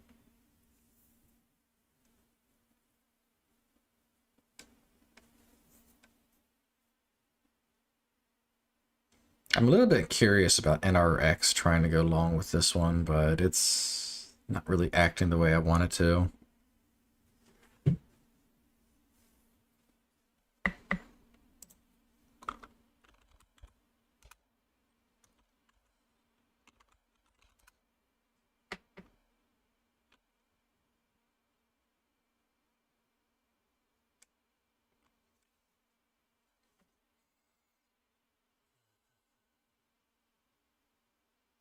You haven't typed an order in 5 years.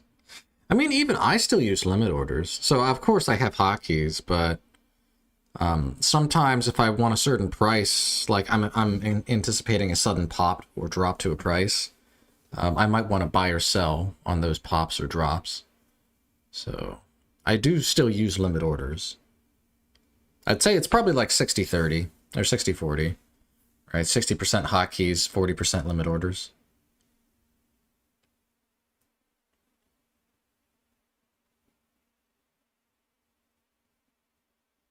I can't imagine using hotkeys for everything.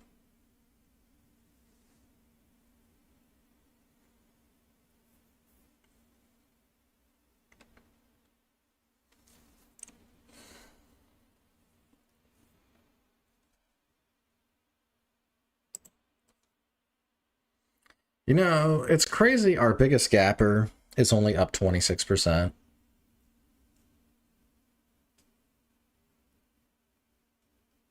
This really is going to be a slow Friday, isn't it?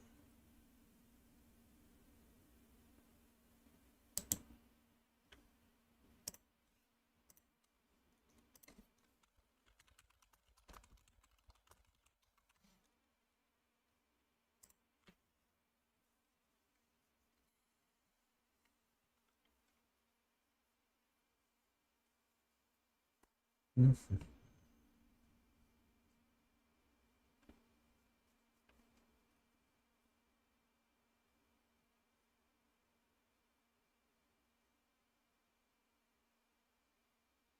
Ross is disappointed at my hotkey statement. Does he only trade with hotkeys? He doesn't use limit orders? I mean, I know he has like the shift 1, shift 2, shift 3 or whatever to do different sizing. But he doesn't use limit orders at all?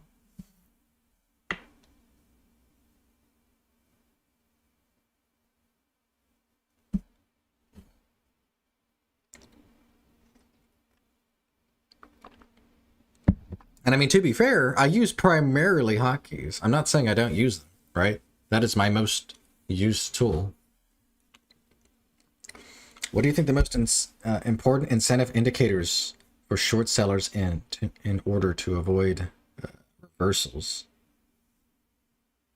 Probably just key resistance levels, right? I mean, probably better off asking a short seller like Flip Flop or something that. But I would guess it would be resistance levels and overextensions, right? If stock is just moving like crazy and then it clearly has topped out with basically a what's the term? Like a blow off top. He has them set to both market and limit. He uses limit hotkeys. He can do limit orders with hotkeys. What? I mean, yeah. I mean, technically, the hotkeys I use, because I've used hotkeys this morning, technically they've all been limit orders, right? Because you can't do market orders.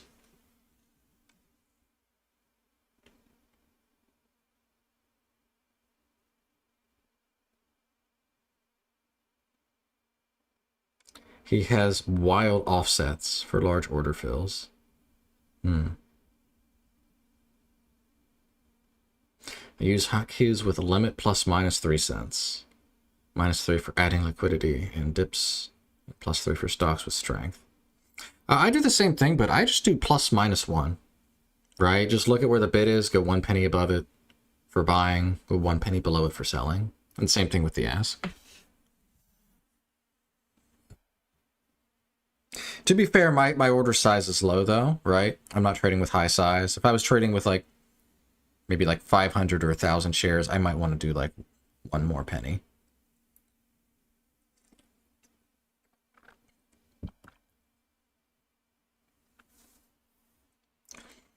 I think the only broker that does market orders pre-market is Cobra, if I'm correct. You are incorrect. You cannot do market orders during pre-market. No broker lets you do that. So yeah, that's not a thing. Sorry, I'm sorry to be that guy. That's not a thing. You can't do that. Good morning. On the trades you've taken this morning, what has been your order size, Mr. Captain? Okay, so go ahead. You can look at my spreadsheet here. These are the trades I've taken today, and this is the sizing for the trades. So 100 shares, 50 shares.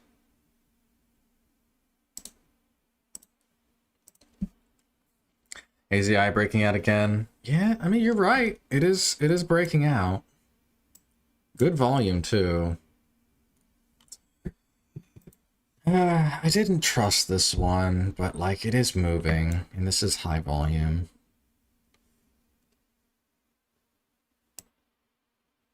Maybe I should give this one a chance. This is a reverse split, too, so the volume's going to be... sorry, the float's going to be super low.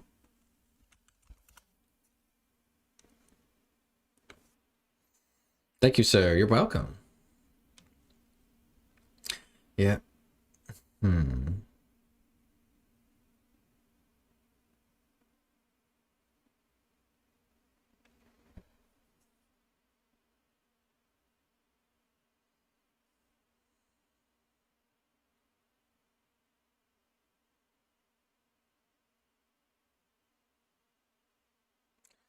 Yeah, even looking at the level 2 though, it's so thickly traded.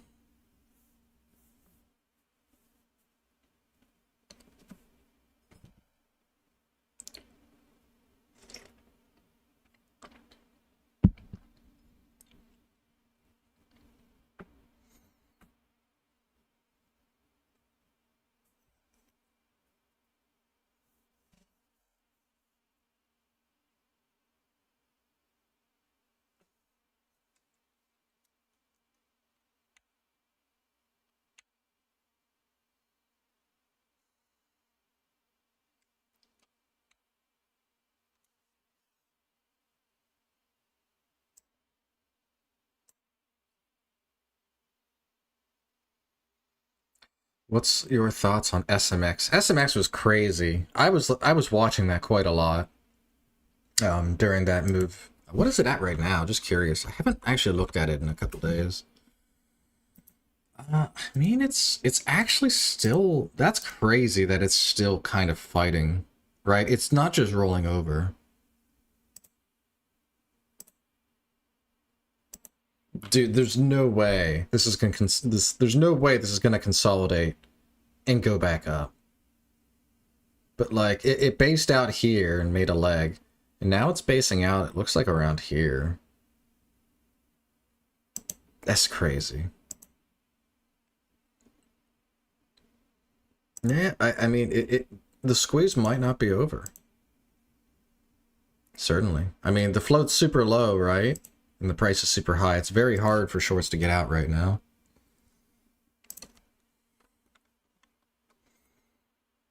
I mean, unfortunately, I can't touch it just because it's way too volatile. And dilution would absolutely kill anyone holding it.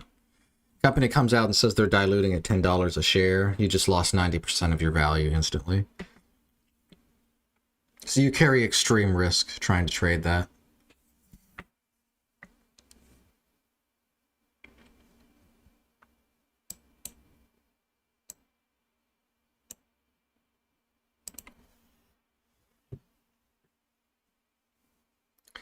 Would you consider to take a scalp stick? I personally wouldn't touch SMX. I mean, it's too volatile, like I said. If the company announces a secondary offering or anything of the like, you might see the stock price collapse 90%. I'm not kidding. I've seen it happen.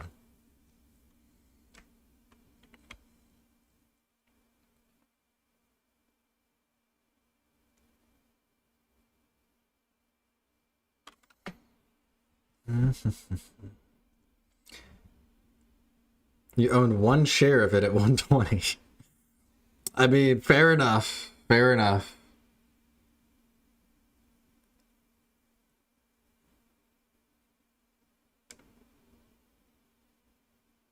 Just short it. What could possibly go wrong? It's not like it's going to go back up to 500 or 1,000.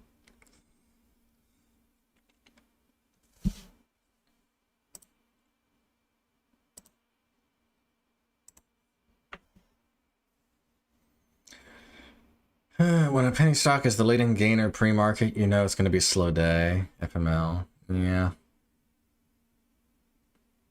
I mean, at this point, I've accepted that. I'm just waiting till 9. Because I just don't really like the setup on AZI.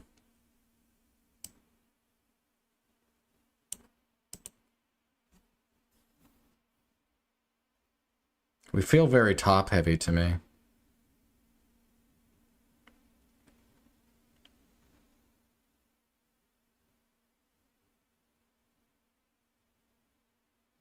SMX is basically HKD in terms of spread volume, percent move and float, very liquid, supernova. Discord worked for me, just had to wink at it. Thank you all. Well, glad it worked. So now I know in the future if someone can't do it, even after I refresh the link, just tell them refresh the page.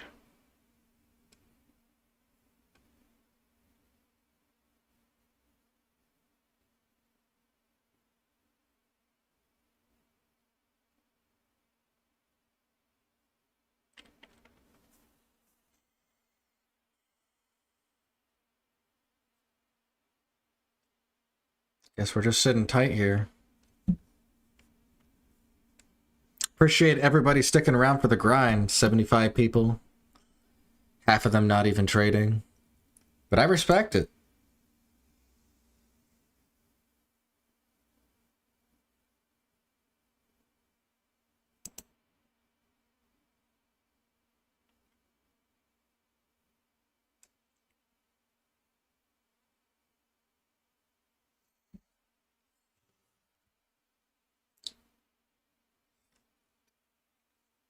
Again, thank you for the time and effort. Hey, by all means, I just love doing this. I love that I have a community that we're building, so we don't all have to just be bored.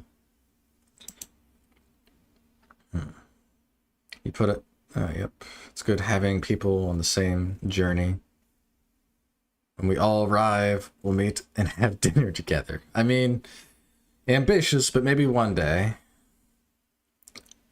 Have 4 shares of SMX at 108 average. We'll sell them today if we gap up near 180 and stop below 58. I mean, hey, whatever works for you. I do feel like with SMX, you're really playing with fire, though. So we can be bored together. Yeah. Yep. By the way, of you guys that watched my why 95% of day traders failed, what'd you guys think of that video? Like it? Dislike it? I saw I actually got a couple dislikes on the video. So I'm guessing maybe it was a more controversial take.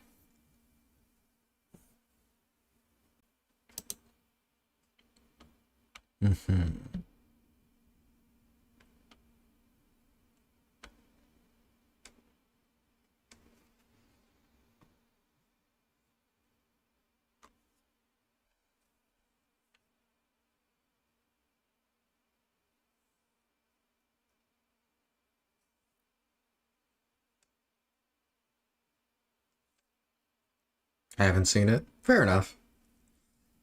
Yeah, it got some views. I assume some of you guys had seen it, but you put like dark and disturbing. Well, I mean, it's the reality. You don't see people talk about it. Like, there's a lot of studies that say most people lose money. And when I show statistically why that is, you gotta wonder why people don't talk about it. It was a great video, awesome content. I appreciate that. You like it? Cool, cool, cool. Yeah, I'm working on another one right now. So a lot of you guys have heard of Warrior Trading. I'm working on a review video for that. It was originally going to just be like a 10-20 minute review, but I feel like I'm digging a hole much bigger than I was thinking that I would be.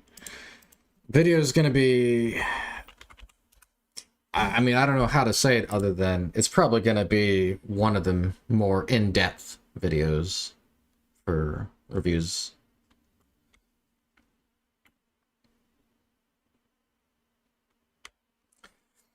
You didn't dislike it, but it felt incomplete to me. Like, how do you increase an EV? What was the prob distribution you considered? So how do you increase EV? That's the $1 million question, of course, definitely. Like, I understand that my solution of, like, the conclusion I drew at the end of the video was that you need positive EV to overcome it. I know that does definitely feel like a cliffhanger, because it kind of is. But at the same time, the video was supposed to be about the problem, not necessarily how to increase EV, just simply saying you need to fix this before you expect to be profitable. A suggestion, maybe make a Monte Carlo simulation.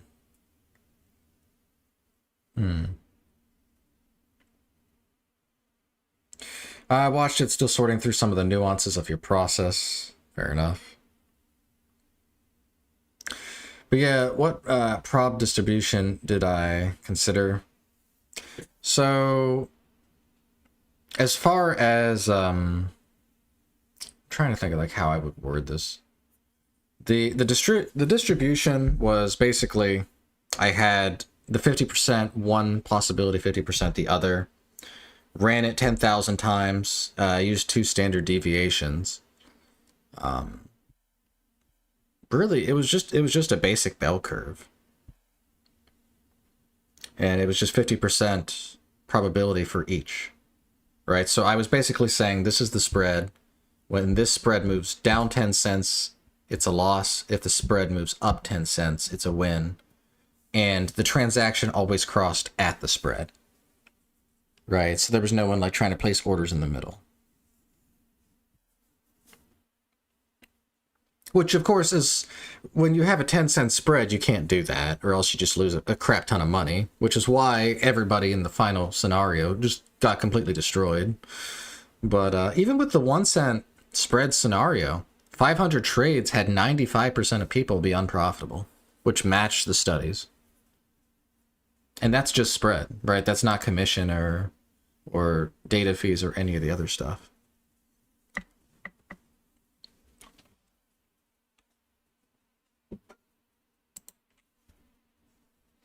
But yeah, right now I'm looking at the Warrior Trading lawsuit, trying to really understand that, because I feel like that's really important for my review,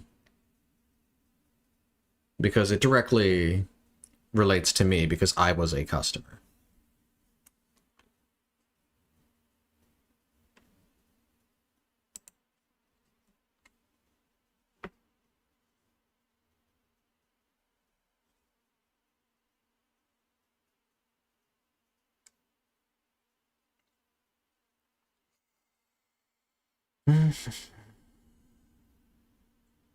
Slippage in conjunction with commission. Yep. Yeah, it was the lawsuit spanning from 2021. Yep. Basically about Ross's overhyped returns. No, it's an older lawsuit, but it's still relevant. It's relevant in terms of how I assess profitability for customers of the course. I'm a statistician. That's why I wanted to learn more about your simulation setup. I could maybe post pictures on the Discord, or I don't know how much you know about coding. I'm still relatively new to coding. I've only been coding for about 6 months, and it's really just been side projects. It's nothing like crazy. But yeah, the code is only like 200 lines, right? But it's basically just I assigned 10,000 different bots. I gave them all the strategy, and I told them to trade that way. And then I just made a matplotlib chart showing standard deviations. So pretty basic, right? It's nothing too crazy. But yeah, so for someone like me who's not super experienced, admittedly, it took quite a while. It took several hours to get it to work and troubleshoot the bugs.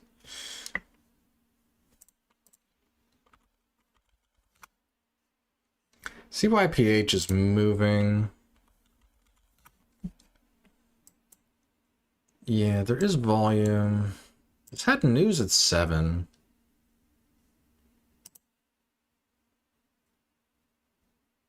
The fact that it's moving now just doesn't even make sense.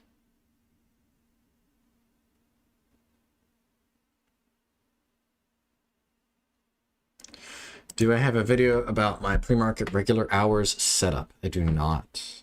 I don't even think I've shown anybody my just monitors setup. Because I have a mount stand for 6 monitors. I don't use all 6, but I do.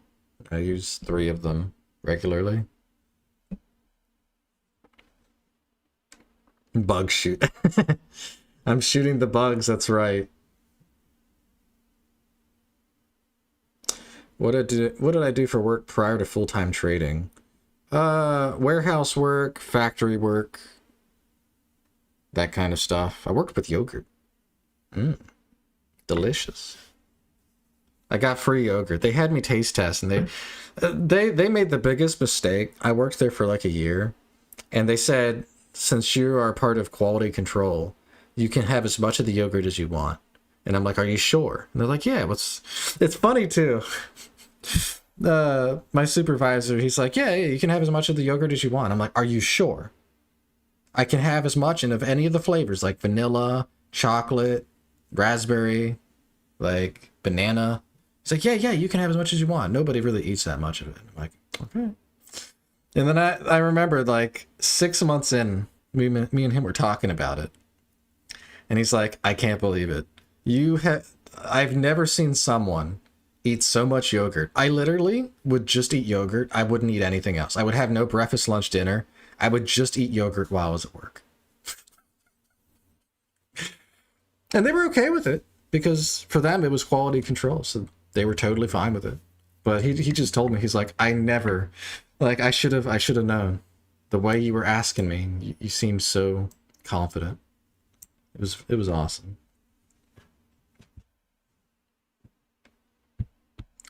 Yeah, almost 9 a.m. We'll see if we get anything here. I don't have my fingers crossed. I'm not holding my breath.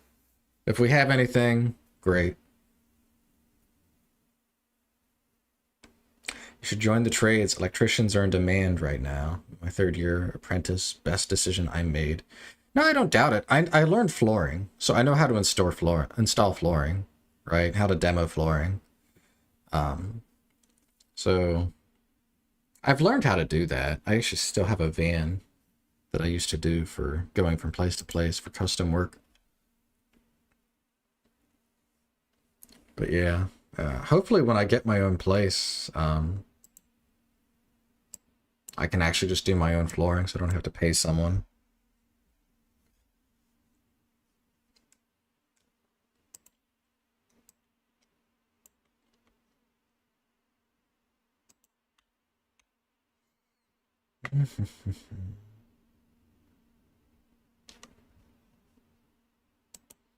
Yeah, this CYPH stock is just not really what I would look for.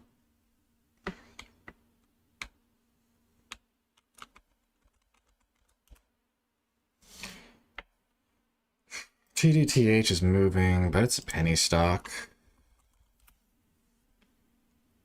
Basically, and it's not even that high volume. Nah, that's out of play.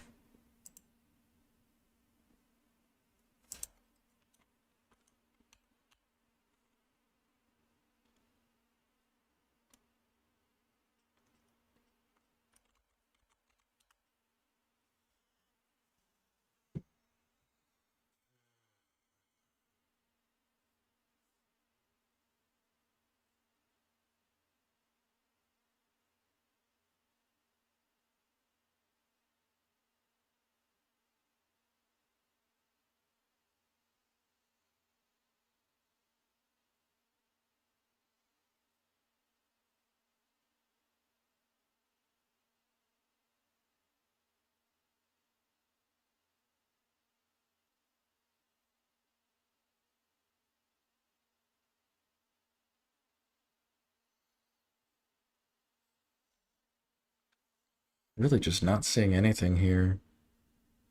I'll give it till 9:05. You're still short PBM. Only short now. Yeah, other than AZI, everything's basically rolled over, right? And I mean, I guess this one technically too, but this one's kind of weird.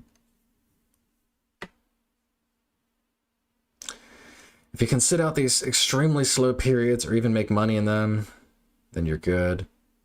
A lot of beginners triple their... A lot of beginners you triple their accounts. Blowing all in slow markets like these. Do you mean like who? Like a lot of beginners who triple their accounts blowed in slow markets like these? Yeah, like there was a one guy, Vadim. I'm still following him just because I'm curious, but I'm really concerned for him. He seems like I don't know if he reloaded, but it looks like he put more money in his account and he's just losing like 100 a day. Not great. Hope it goes well for him, but concerned for him.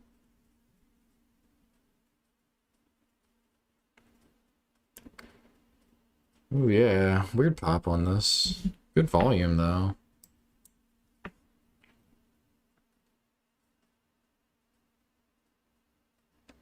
You watch him as well, rough? Yeah.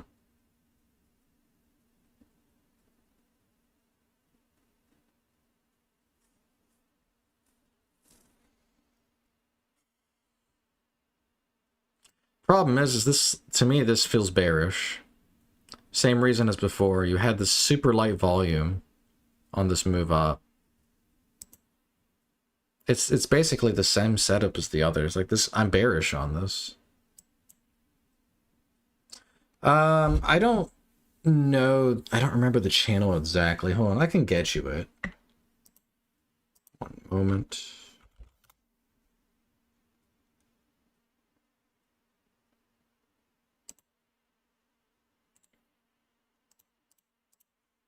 This is his YouTube channel. Right, no hate to him either.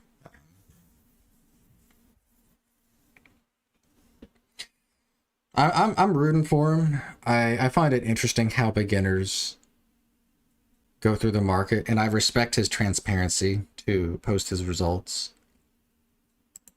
It's just difficult sometimes to... Like, I understand what he's going through. You just found his channel yesterday. Yeah, well, there you go.